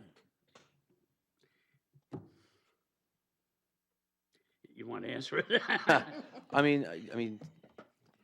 I guess I would have to agree with your point. We're doing the best we can with what we have. If it's located in school, it's seized and things like that. But obviously, if it's passed into law and someone with 18 has tobacco products on them, then and if there is a fine or it is a city ordinance violation, yes, it would be a ticket. It would be on the record. And it would be, if they're over 18, obviously an adult, it would be a criminal offense that would stick on their criminal record as a violation of city ordinance if they're, obviously found guilty or if they pay the fine. Thank you, Sergeant, and thank you, Madam Chair. You're welcome. Alderman Clemmons? Thank you. That's concerning to me, which is why with the proposal here, the fine part of it would basically be for anybody who tried to buy tobacco or whatever who wasn't of age, or somebody who sold tobacco to somebody who wasn't of age, is how it actually reads. Possessing would not be a finable action in this proposal, which I agree with, because to me, we're supposed to be helping. I thought anyway that the idea behind this was supposed to be to help people and help people stop smoking, not burden them with $100, $5 or $50, $100 fines. May not be a lot of money to some people here, but I know that, if I can only imagine that if nicotine is as hard to quit as it is, then, you're going to either drive people underground smoking this stuff, or who are of that age group, or they're going to be paying fines, which I just don't agree with. But as far as the schools go, I would definitely be in support of a separate ordinance or mending this one to make schools in Nashua specifically nicotine free, because it irks me that the issue that this has brought up has been that schools are the problem that we're trying to solve. So if that's the case, then we should hold everybody who's on a school accountable with a law with a fine that says if you bring tobacco onto a school property and you get caught with it, regardless of your age, it's a $500 fine. That'll solve the problem. First kid that gets caught with a vape and their parents have to pay a $500 fine, you bet that's going to change everything. That's how we should be approaching this if it really is a school issue. And I would, go further as to say that we should really be reaching out to the resource officers to find out how we handle this now, and what would be a good practice or a recommendation from them. I'm willing to support the ordinance amended because I feel that it is a true compromise in that nobody's going to get 100% of what they want, but I think it's a good start, and I think it's something that tries to balance the business community's needs. It balances the rights of those who already have this privilege. It balances the right for somebody who wants to buy from a business who sells online in Nashua, from that business being able to do it. And it doesn't overburden people who are addicted to cigarettes. It tries to help them by saying that they're going to go to an education program or something like that. And so anything less than this, I just won't be able to support. So I will make a motion to amend in its entirety ordinance 1937 as proposed on our desks this evening. Okay, all right. Alderman Lopez, and then we'll go on this side.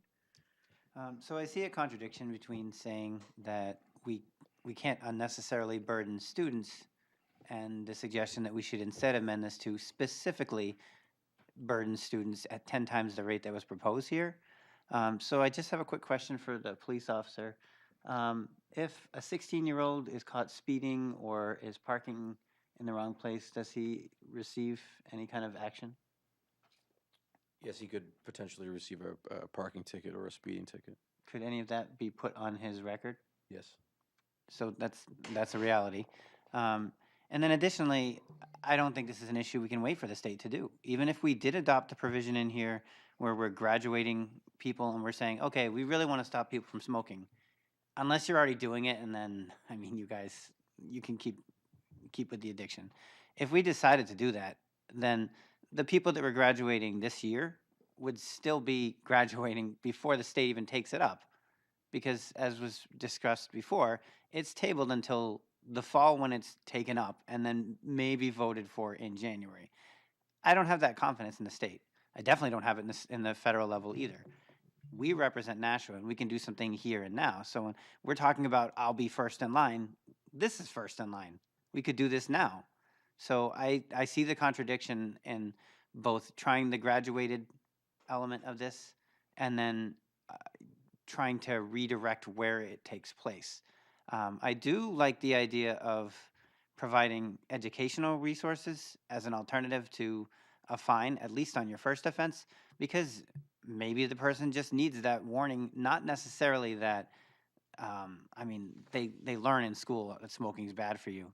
Half of the difficulty with this is that a teenager who's making an impulsive decision doesn't necessarily have the longer view of how this could really affect them. Education is effective, but it's not the only mechanism. What was suggested by the FDA with reference to this was using this as a deterrent. So I think the near miss of getting a $50 fine or a $100 fine is enough, and the encounter with law enforcement is enough for a kid to at least pay attention in school. And maybe the combination of the education and the fine, the threat of the fine might be enough. But I really don't think that this amendment is going to be effective for anything that we're trying to do if it doesn't include the possession. And I think that was supported by law enforcement testimony that was here. If you can't address the possession of it, then yes, people can get it online. People can get it in Hudson. I wasn't the one who suggested that, so I think that's a terrible idea. I think this needs to include both the possession and the sales. I'm not really that in favor of the graduated implementation either. I think we have to make a decision on this, popular or unpopular as it may be. We should be doing what our public health department and all of these medical professionals are telling us is a public health epidemic. Because I was there on ground zero for the opioid crisis, and everybody waited way too long to do something about that. I think we made a lot of progress over the years in reducing underage and younger smokers. That's being reversed by the inclusion of nicotine products and tobacco products in vaping. And again, I would caution everybody not to confuse the two, because vaping isn't fully understood yet, but what is fully understood is tobacco and nicotine. Those are what this ordinance is targeting. A symptom of it is vaping, but the cause is the nicotine and the tobacco. Okay, we'll start. Alderwoman Kelly. Thank you. Why do I always have to talk after Tom? He always says. I don't know, you just luck out. I'll address a couple of comments and things that have come up, both from public comment, but also fellow aldermen. I found it very courageous and also very moving, the young woman who came and spoke about her family and her own personal struggles, and also Alderman Klee shared that as well. And I think, some of the things that brought up to me 17 times trying to quit, 7 different methods for her father. And I think I understand some of the concerns that it would be better at the state. It absolutely would be better. But we have research that has said that there have been cities like Needham who said, I'm going to stand up, I'm going to do this. And they saw a huge drop, 47% in usage. And I think it's about leadership. And I think that we can be the people who say, okay, we actually do want to support this. We want to see our young people not addicted, and we can start that leadership here, and then hopefully it'll spread to the state and we can see something in September. The other thing I wanted to address was the characterization of this as a feel-good piece of ordinance. I feel very strongly that that is not the case. I mean, if it makes you feel good to know that the American Lung Association said that this could save 223,000 people a year, then it's a feel-good piece of legislation. But I think this is something that we need to think about for future generations, and I think it is a piece that we can stand up as Nashua and say, this is what we want to see happen in our city. Thank you. Okay, I think Alderwoman Lisa Gola, you're all set? Okay, Alderman Jelly, you're next. So, first of all, I wanted to correct, I may have misunderstood, but I just want to make clear the record that that there is a law that prohibits the use of any tobacco product, e-cigarette, or liquid nicotine in any public educational facility or on the grounds of any public educational facility. And it's punishable as a violation, punished by a fine of not exceeding $100 for each offense. So there's already a law that prohibits tobacco use. Not just kids, anybody, even adults cannot smoke in schools or on school grounds. That's already the state law. Okay. So, as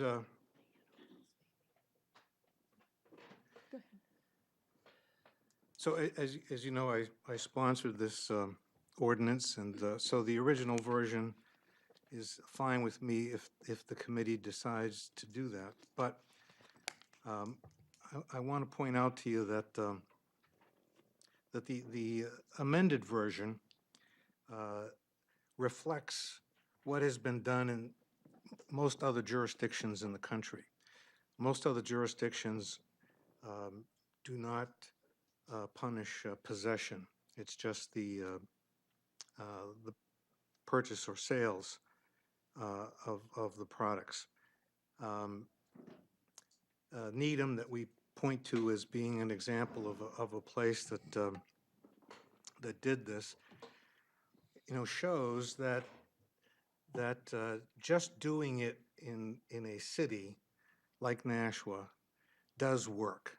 It's not, the fact that it's not statewide. Statewide would be, I agree, would be the better way of going. But the state has not done it yet. And this Senate bill that people are talking to was defeated last year or the year before. This year, it was held in committee. I spoke to Senator Donna Soucy, who's the president of the Senate, and who was on the Commerce Committee that held it in committee. And I asked her why. Her answer astounded me. Her answer is they held it because the law currently allows cities and towns to raise the age, and that some cities, Dover, Keene, Newmarket, have done it. Other cities like Nashua are considering it. They wanted to see whether there was support for this type of thing by how the different cities and towns, whether or not they would enact this. So when we talk about the state waiting for the state to do it, the state is waiting for us to do it. And I appreciate the two aldermen who are also state representatives saying that they would support this on the state level. But there was recently a bill before the House to, right now, I don't know how many people know this, but right now cigars are not taxed. They're exempt from the tobacco tax. There was a bill to remove that exemption, to make cigars subject to the tobacco tax like all other tobacco products. And only one of the representatives, Representative Schmidt, who's here this evening, voted for that.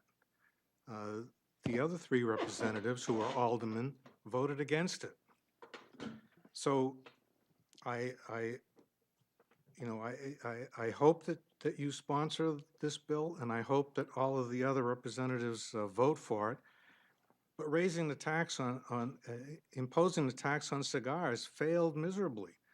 And we have 27 Democratic representatives here in town, and I think it's like only 6 voted for it.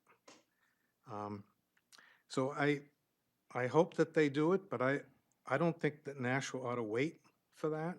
I think they're looking to see what Nashua does. I think Nashua ought to be a leader and show the state that this is the right thing to do, and that we value our youth and we want to protect them.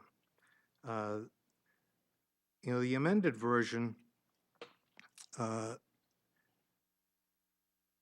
in Needham, where they were the first to do this in 2005. And so they've had 14 years of experience with this. And, they didn't make possession illegal. It's just the purchase, the sale of tobacco products. And during these 14 years, the smoking rate, they have reduced the rate of smoking, not only for children or young people, but the smoking rate for adults is 56 in Needham is 56% lower than the rest of Massachusetts. The rate of illegal sales to minors is 79% lower in Needham compared to the rest of Massachusetts.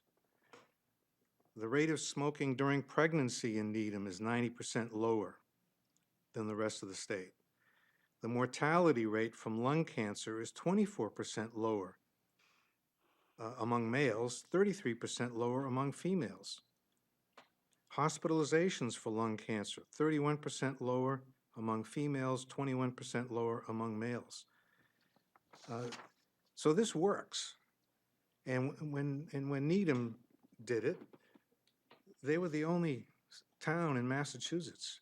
So, people could go to any of the towns around them, Boston, Newton, Dover, Wellesley. They could go to those places and buy stuff and bring it in. But it was effective enough. Enough kids did not get access to cigarettes, did not start smoking, did not start on this path of addiction, that they've had these wonderful results. So if we do it in Nashua, we can experience similar results and, you know, show the state, and maybe it'll convince the Senate to pass this, and maybe the House will go along with them. If it becomes state law, so much the better. If it becomes a federal law, so much the better. But why would we wait? We have the opportunity, we have the ability, it's legal for us to do it here. Why would we wait? Why not save some children now? Why would we wait? What is the harm? You know, if somebody really wants to go to Hudson and buy something, well, maybe they do. But there are a lot of kids who won't go there. And why won't we save those children? Why, you know, it's a question I don't have an answer to. I don't know why we would not do this, why we would not save those children, and I don't see any harm. The retailers that say they're going to lose business, there's research that shows that we're only talking about 18, 19, and 20-year-olds. That represents about 2% of tobacco retail sales. 2%. So in other places in the country where they've done this, you know, there isn't evidence that any tobacco retailer has gone out of business because of this law. So you know, whether the committee chooses to do the amended version or the original version, I think that we ought to you know, recommend one of them for final passage, and hopefully the full board will pass this the next time. Anyone? Alderman Gathright, I'll let you go first. In the very beginning, when we first started going down this path, we were sent documentation on what's happened across the United States statistically with this. And what we were giving was that most of the young people in that age group that we're concerned about were economically deprived, okay? We also found out that they had less high school education or less. And that's a group of people we're speaking to, and also were people of color. So in my opinion, not just in Nashville, but even in the state, we're doing a lot to try to keep our young people out of the court system. So for me, I see this as another way of putting them right back where we have done so much, really, to keep them out of the court system, and we're getting ready to put them right back. So for me, and I spoke to Alderman Jetty about that and how I truly felt about that. I do believe that something needs to be done, but I don't think this is the way. It's not going to change that. It's just going to have more people in the system. And the other piece of that is that I felt that education is the most important. How we do that, I don't have the answers, but I'm willing to work at figuring out how we can educate our children more as a deterrent versus a court system. So that's my spill on this. Thank you. Alderman Clee and then Alderman Lopez. Thank you very much. A couple of things. One is I want to address the education component. After the last Board of Aldermen meeting, when this came up, I did contact the president of the Board of Education, and I asked them, what are they doing? They are in the process of putting even tighter, changing the class level of a violation. So they are in the midst of working on something to make things a little bit tighter. But putting that aside, I'd like to address Alderman Jetty's comments about my vote on the cigar tax. If you had asked me, I would have told you why I voted for it.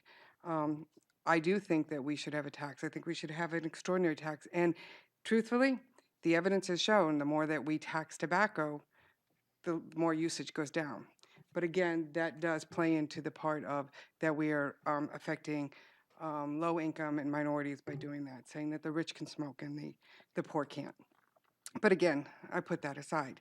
The tobacco reason for it was because the majority of cigars and sales that were being done would be pushed towards mailing and mail order, and we could not tax those things. And because we couldn't do that, even though I would love to see all tobacco illegal and cigar shops closed and vaping shops closed and so on, the bottom line is we were hurting the retailers. And as long as the state is going to continue to accept the sales and so on of that, I have to put, again, my personal feelings aside. And that's why I voted for it.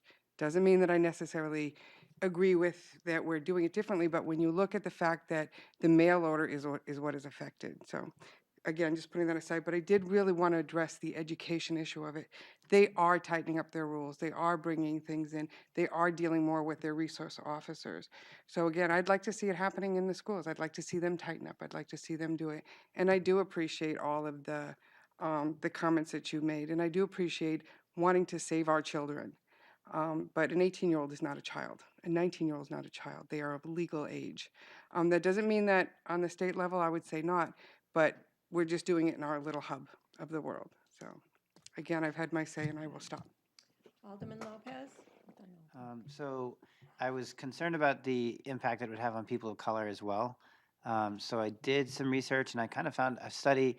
When we originally did the One Greater Nashua initiative about 3 years ago, there was a study done on disproportionate impacts of health. And that entire program was focused on ways to build engagement on the parts of specifically women of color in their 40s and 50s, because it was found that they have a much shorter life expectancy, and that was directly attributed to their health impact on their lives.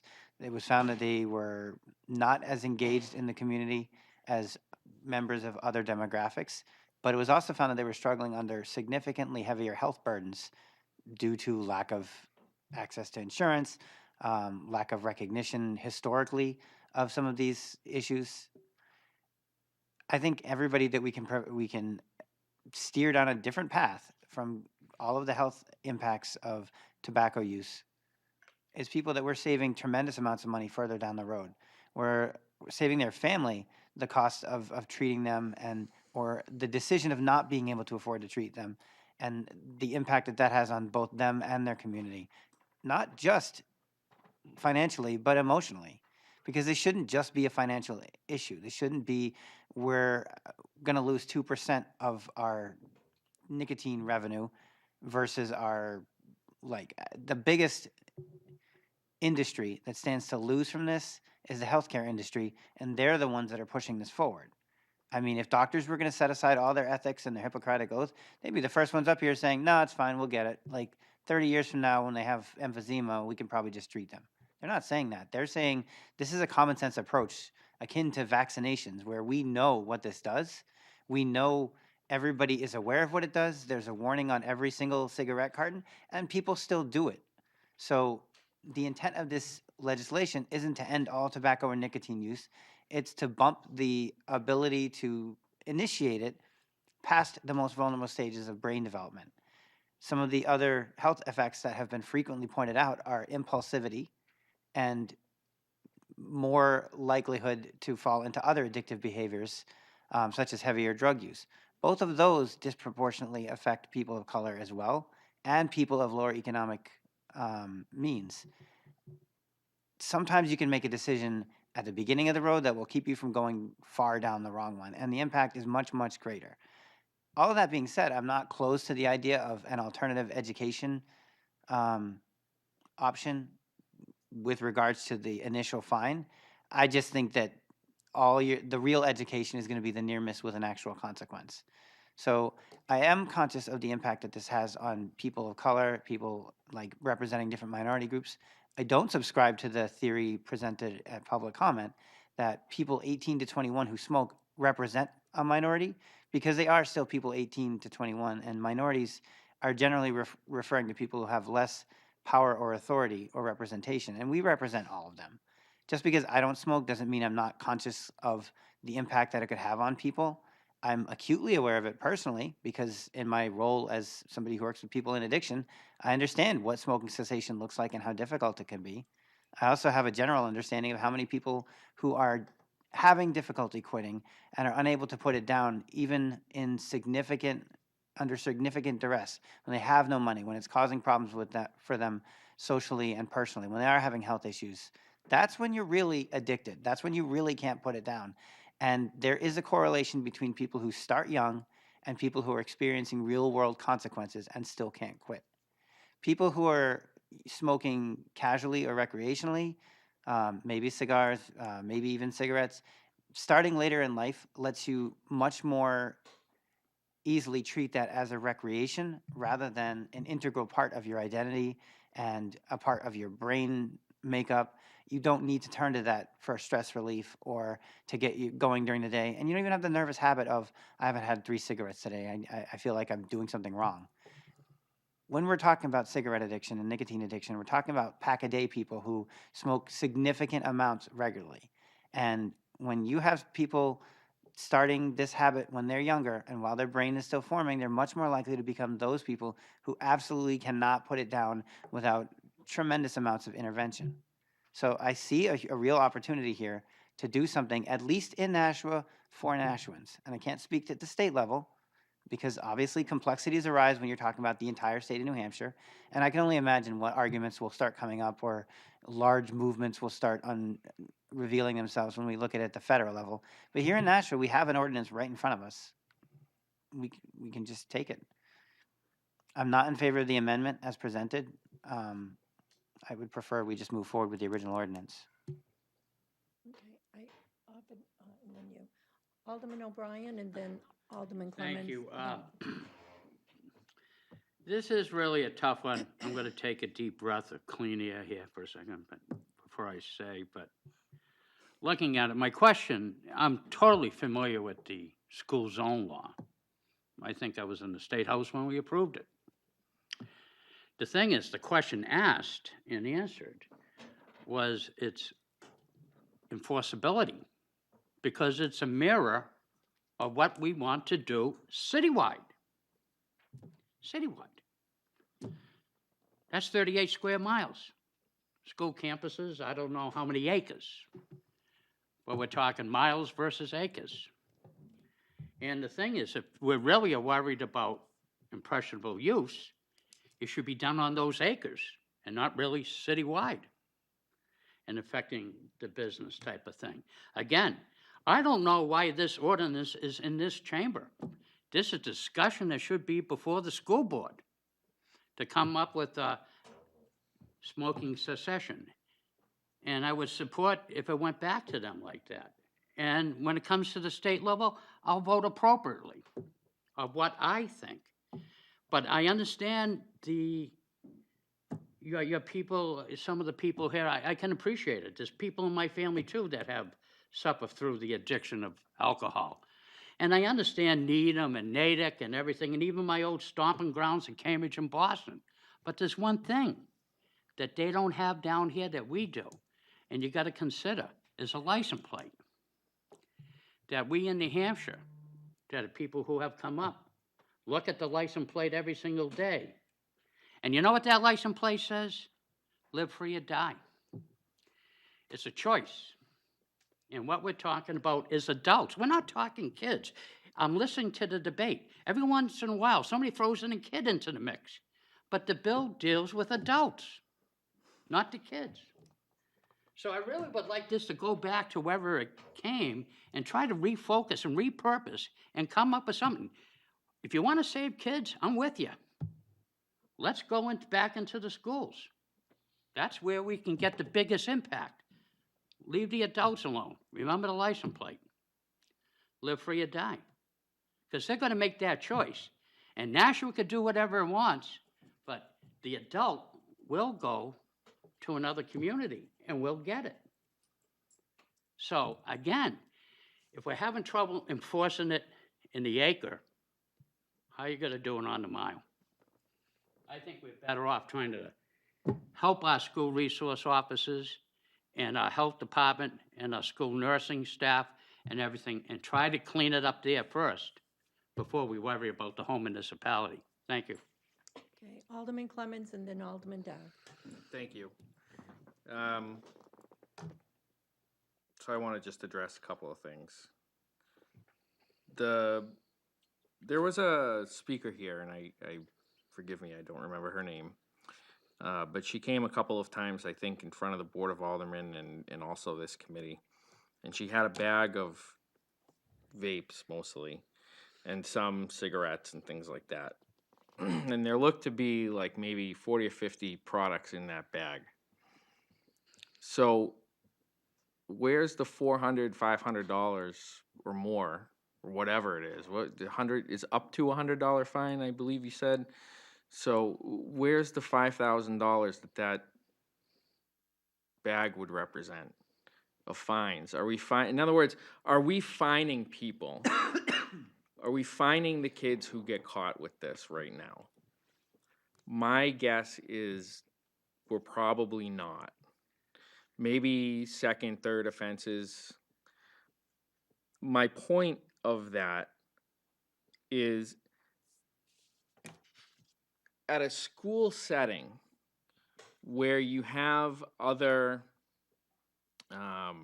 kids, a lot of other kids around. It's supposed to be a learning environment. You're under the age of 18.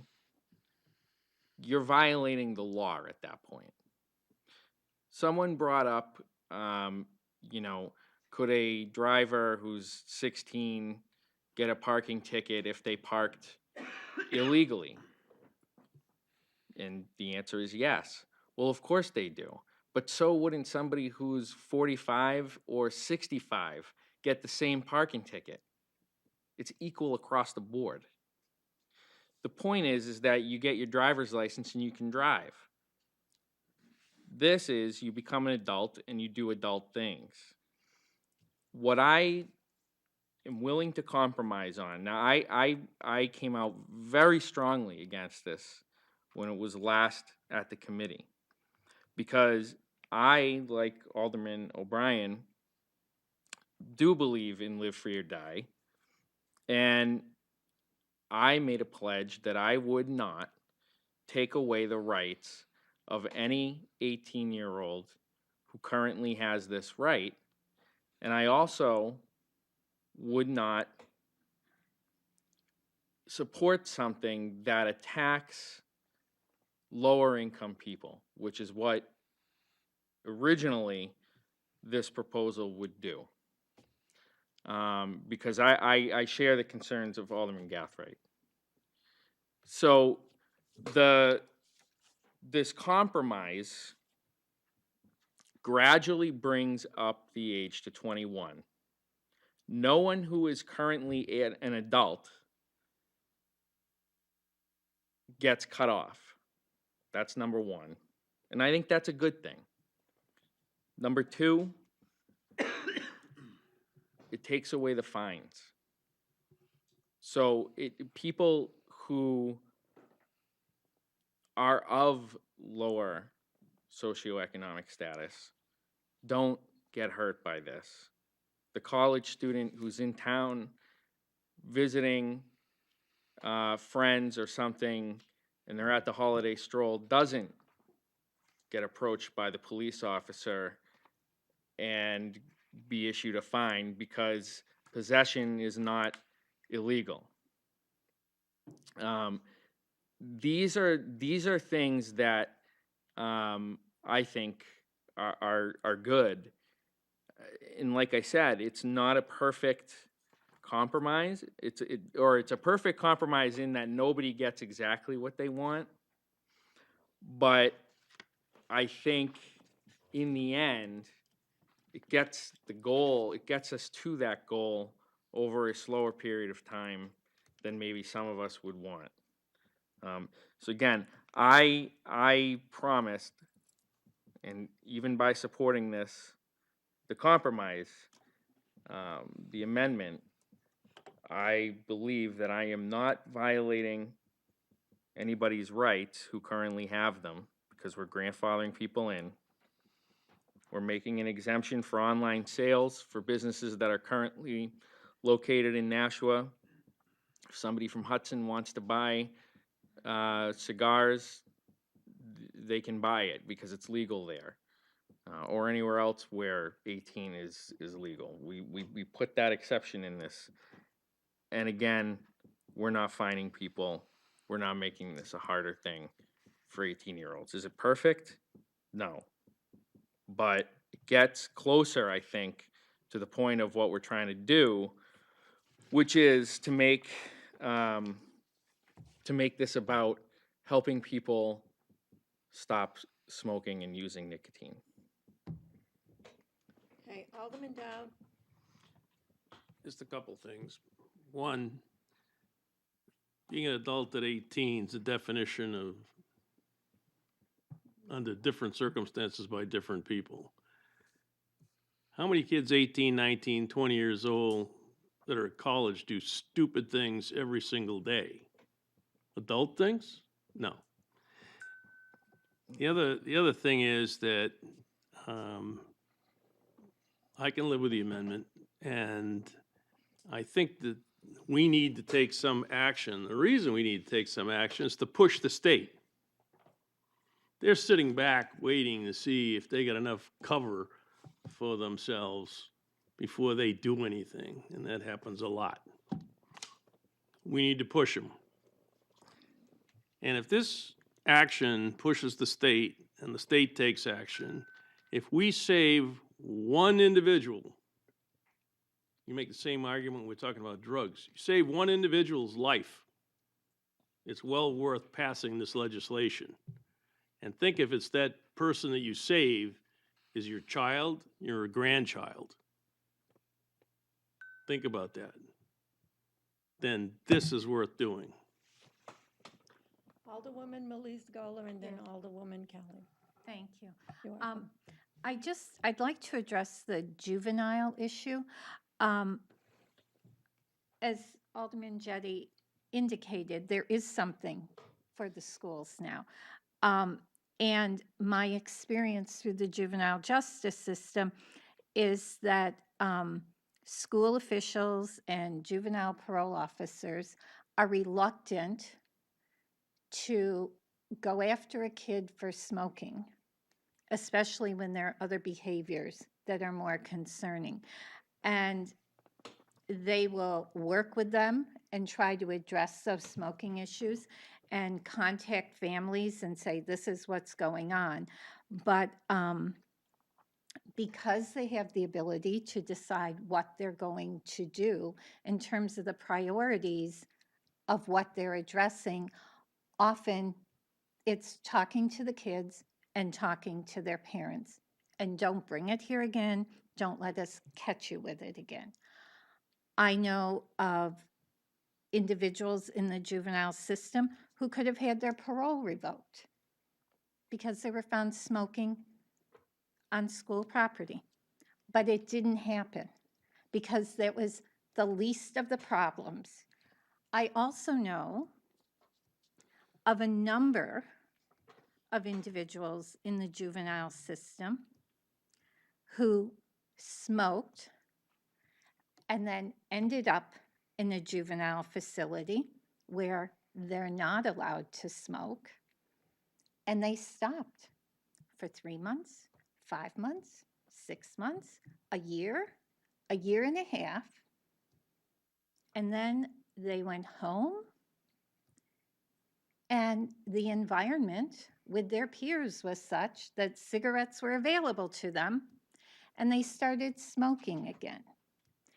And I've had kids say to me, you know, all my friends are smoking, so that's why I'm smoking. So my feeling is, if it wasn't so easy for them and all their friends to be smoking, maybe after 6 months or a year of not smoking, they wouldn't go back to smoking again. And they were like, it's not that I want to smoke, it's just what everyone's doing. And it was there. Adults will go to other communities, as Alderman O'Brien said, but adults can do that. We're really talking about 21 and under. And I think when you get to the 18-year-olds or 17-year-olds to like 10 or 8 or 9, however young they are, that they're smoking. We don't have the public transportation they have in other areas where they're not doing this. So it's not like people are going to be hopping the green line to go to the next community or hopping a bus to go to the next community to get cigarettes. I was willing to support this in its original form, and I thank Alderman Clemmons for his amendments, and I'm going to support this when it comes to the full board. I understand that things go on in the State House, but at this level, I think we have to look at what's good for our community and for the health of our community. And you know, it is live free or die, but when people engage in behaviors that result in, that impact health, we all pay for that. That impacts all of our costs. And so it's not without costs to all of us, and you're really not living free. If you end up with emphysema or lung cancer and you're no longer working, and the state's providing home health care for you and all sorts of other services to support you and your family, you're really not living free. We're all supporting you. And I don't have a problem with that, because we've had several very, very close friends who would routinely say, I'm going out to freshen the air, and walk outside. And as they walked out, they go, you know, it's my addiction. And so I think there's not one of us in this room who can't relate to that. And so I think we have to look at Nashua. We're sitting here around this horseshoe looking at what's good for Nashua. And I think that passing this is the right thing to do for our community at this point in time. Thank you. You're welcome. Alderwoman Kelly. Thank you. I wanted to respond to some comments about the schools and enforcement in school. I think what we're talking about, and it's interesting when you look at it in a lens of a different drug. We're talking about access. So if an 18-year-old can access it and bring it to school, that's much different than they can't even buy it. And if you look at it, we've actually addressed this in a lot of places. I have to show my ID every time I get my allergy medicine. I have to go to the doctor, get a prescription in hand every month for my daughter's controlled substance, and walk it to the prescription company to get it filled. And that's the only way I can fill it. So I feel like when you add those barriers, you see the reduction, because that there's barriers in place. I have to do 5 other steps before I can get it, so therefore I'm not going to.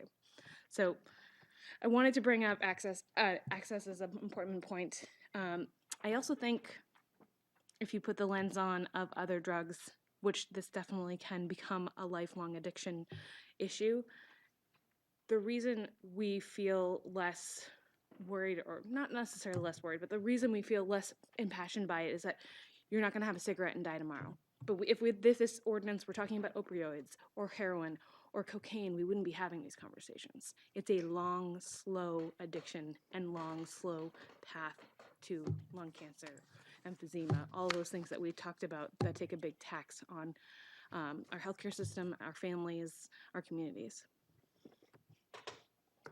Anyone? Alderman Wilshire. Thank you. When this legislation first was introduced, I was supportive of it. And then I wasn't supportive of it. It's a tough decision. I mean, you know, I agree with Alderman Clemmons. You're trampling on people's rights here. But I also agree with, like, Alderwoman Kelly. You know, we want to do these things to limit access. So where do you draw the line? It's a tough decision. I'm not sure how I'm going to vote on it. I don't vote tonight, but when it comes to the full board.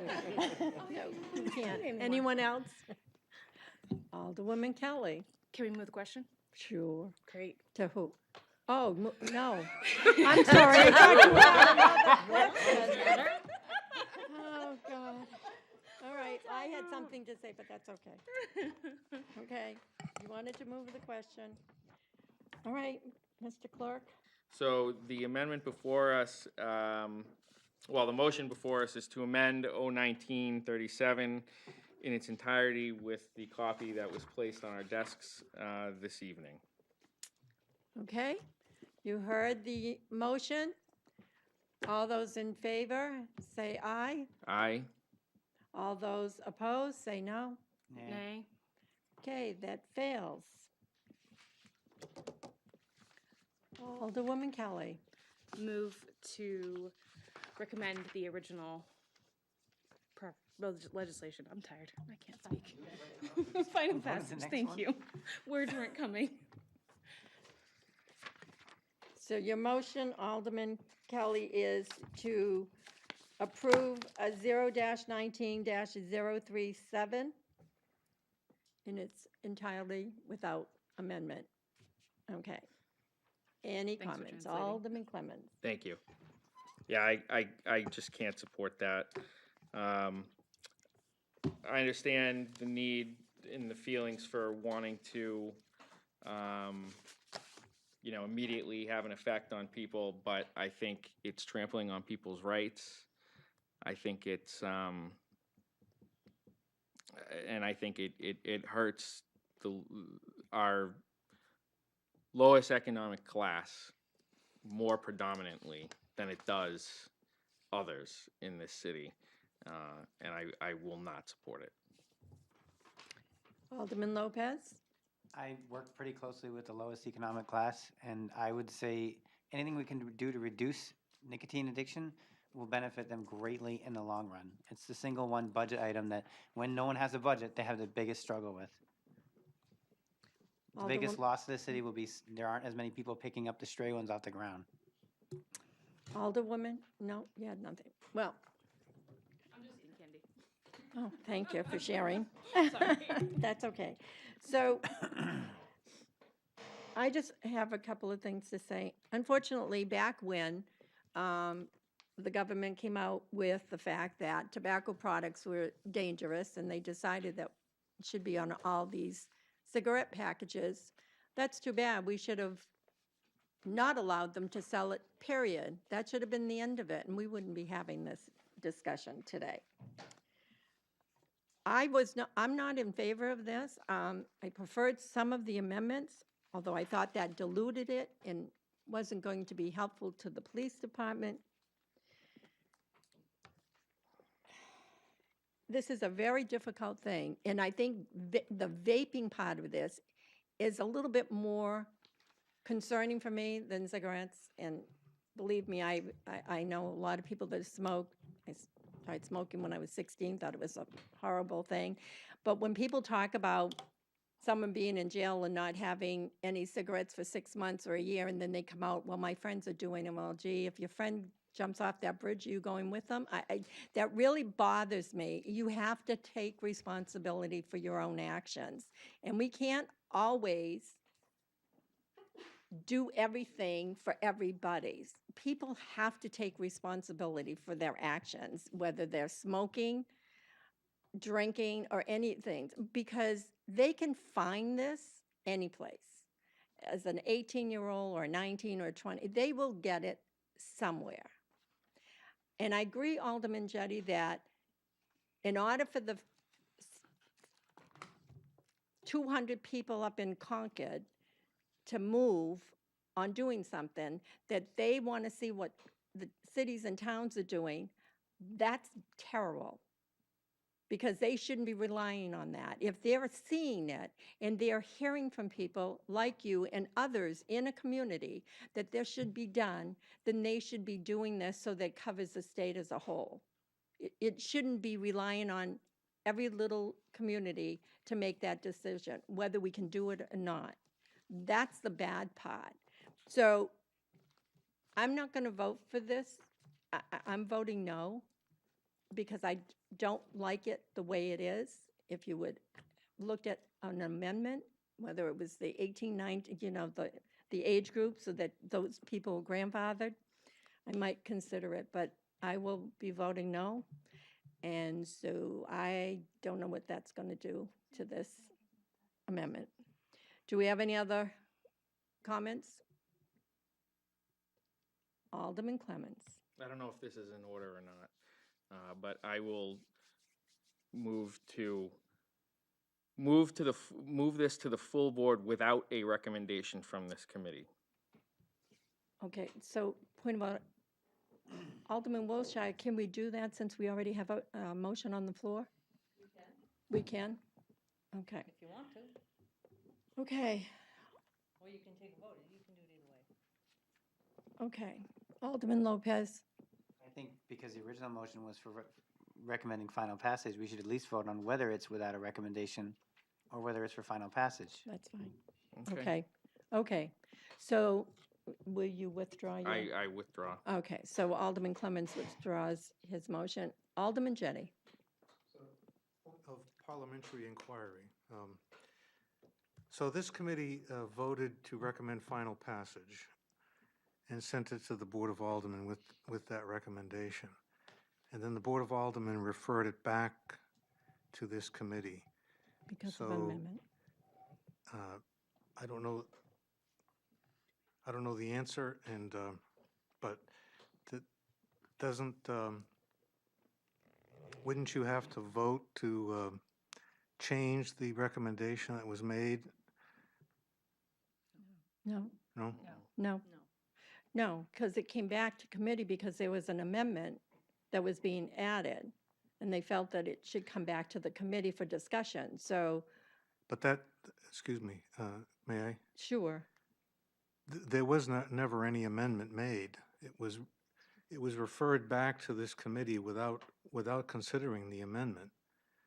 So what came back to the committee was the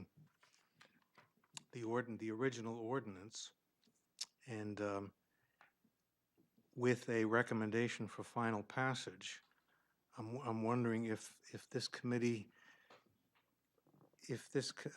either this committee has to vote to change that, or it stays, with the recommendation Okay, for all final right. passage. I'm going to refer to Alderman Wilshire since she's the president of the board.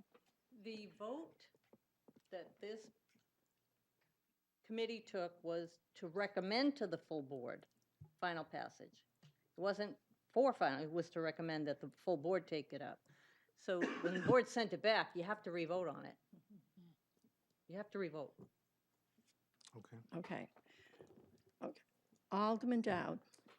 And if the original legislation goes back to the full board, unchanged from what was originally there, you're not going to need another public hearing. Right. Right. Okay, so Alderman Clemmons pulled his motion back. So the motion is for final passage of 0-19-037 without amendments. Do we understand? Committee members? Okay, so we'll take a vote. Any more questions? Okay, all those in favor? Oppose? Nay. I saw that 2 to coming a 2. mile away. No, it goes without recommendation. Alderman Alderman Gidge Gidge is is out. not here. So Alderman at large can vote. Any at-large is Yes, over here. you Can can. Any at large here Okay. can vote, yeah.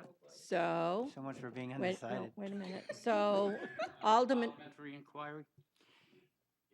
If a motion, if a vote comes up, then I question, I think this matter should be reverted back to corporate counsel because it's coming with no recommendation whatsoever from the committee. So it's neither in the positive or in the negative. vote's not done. no, We're No. voting on There's no final motion. passage. Okay, Vote recommending final passage. we're recommending final passage. okay. Okay, so, Did that motion fail?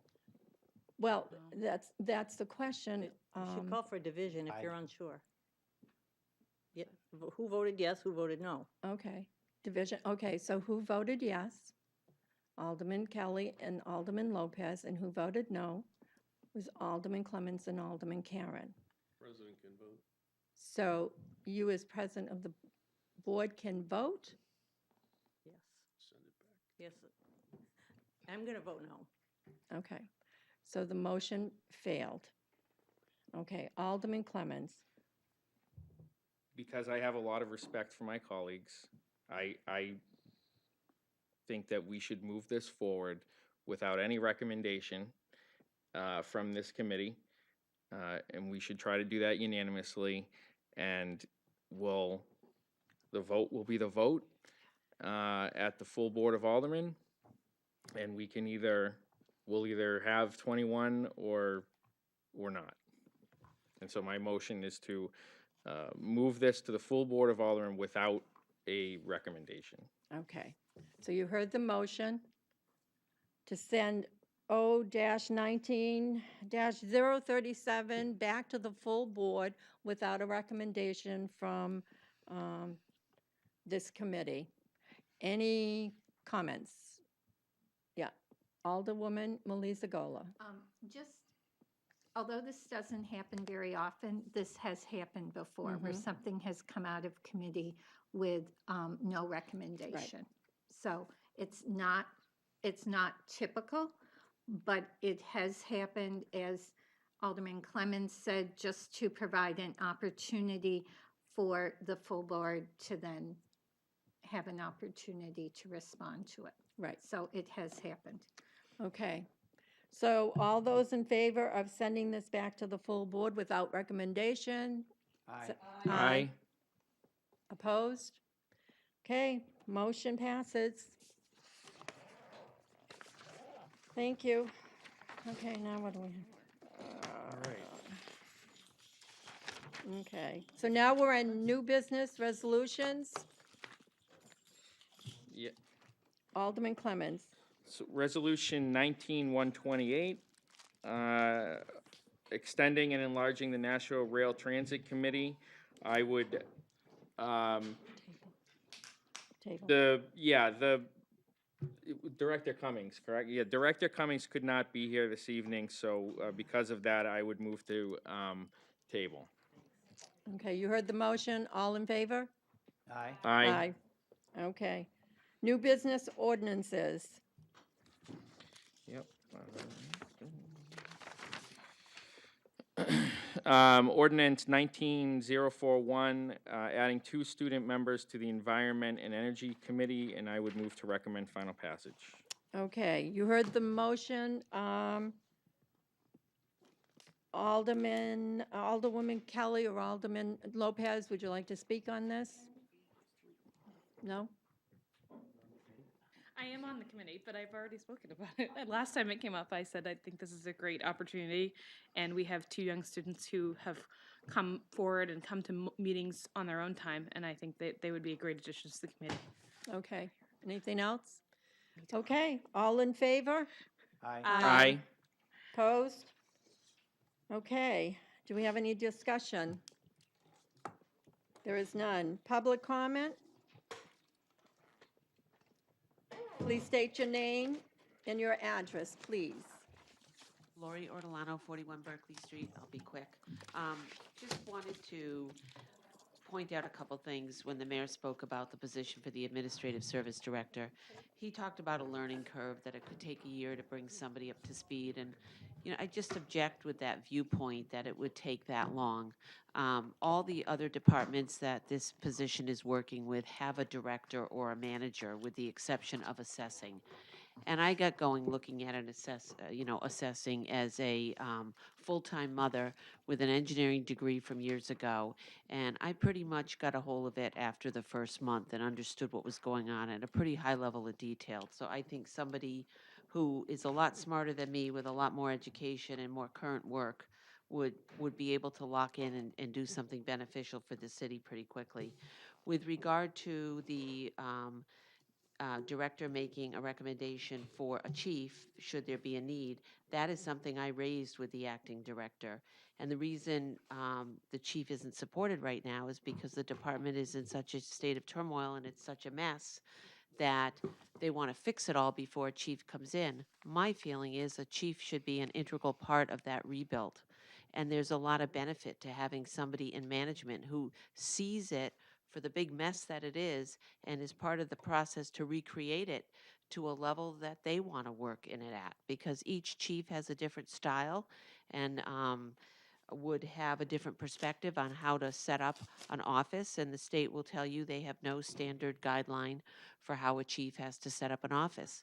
So I see that position as something we should have right now, so that they're on the ground floor doing the rebuild. And with regard to our past, bless you. With regard to our past administrators, Marcoux came to us with a bachelor's in administration and finance and an MBA in public administration and finance, and was the chair of the NHMA. There was a lot of financing in public administration, education, right up to a master's. And Maureen Lemieux, she is now the CFO in Newton, Mass. Through 2 different mayors. She had a BA in financing and an MBA in finance out of RPI. There was a high level of education there. And when the mayor points out that our, acting director has a finance background, they have an accounting background, and that is substantially different than a finance background. And they don't have an MBA. And I'm just going to say, it's some level, education does matter, and it's something we can look at. Anyway, thank you for asking your question, because I appreciate that. And thank you for listening to me. You're welcome. Okay, remarks by the alderman. Alderman Lopez. On Wednesday at National Public Library, we're having Employment Connect. It's the 12th annual one. So it's an opportunity for anybody who's either looking for a job or looking for a better job to sit down and meet with employers directly. Also, as a note to that, Revive is going to be offering a barbecue. So it should be a pretty good event. It's running from 9 to 2, so anybody who's interested, feel free to come to the library. And then people who need support with getting ready for the interview, where they need coaching, resumes, a haircut, that kind of stuff, we're going to have all that on site too. Thank you. Alderman Clee. Yes, thank you. I just wanted to mention that the Hunt Memorial Building is having a jazz brunch. I believe there's 2 seatings. It's an Eventbrite link, but if you go to the Hunt Memorial Building Facebook page, there is a link there for those who would like to attend. They're hoping to have it successful enough that it will become an annual event. Thank you. All right, very nice. Anyone else? Alderwoman Melissa Gola. Announcements, just a reminder that the kickoff for the Sculpture Symposium is this Thursday. And if you go to City Arts Nashua, all of the information is there. Great. No one else? No non-public session. Do I have a motion? Alderwoman Clee. No, she's Kelly. No. Kelly. I'm Clee. Thought I was tired. Thought I Move to was- adjourn. Okay, Alderwoman Kelly, move to adjourn at 9:52. All in favor? Aye.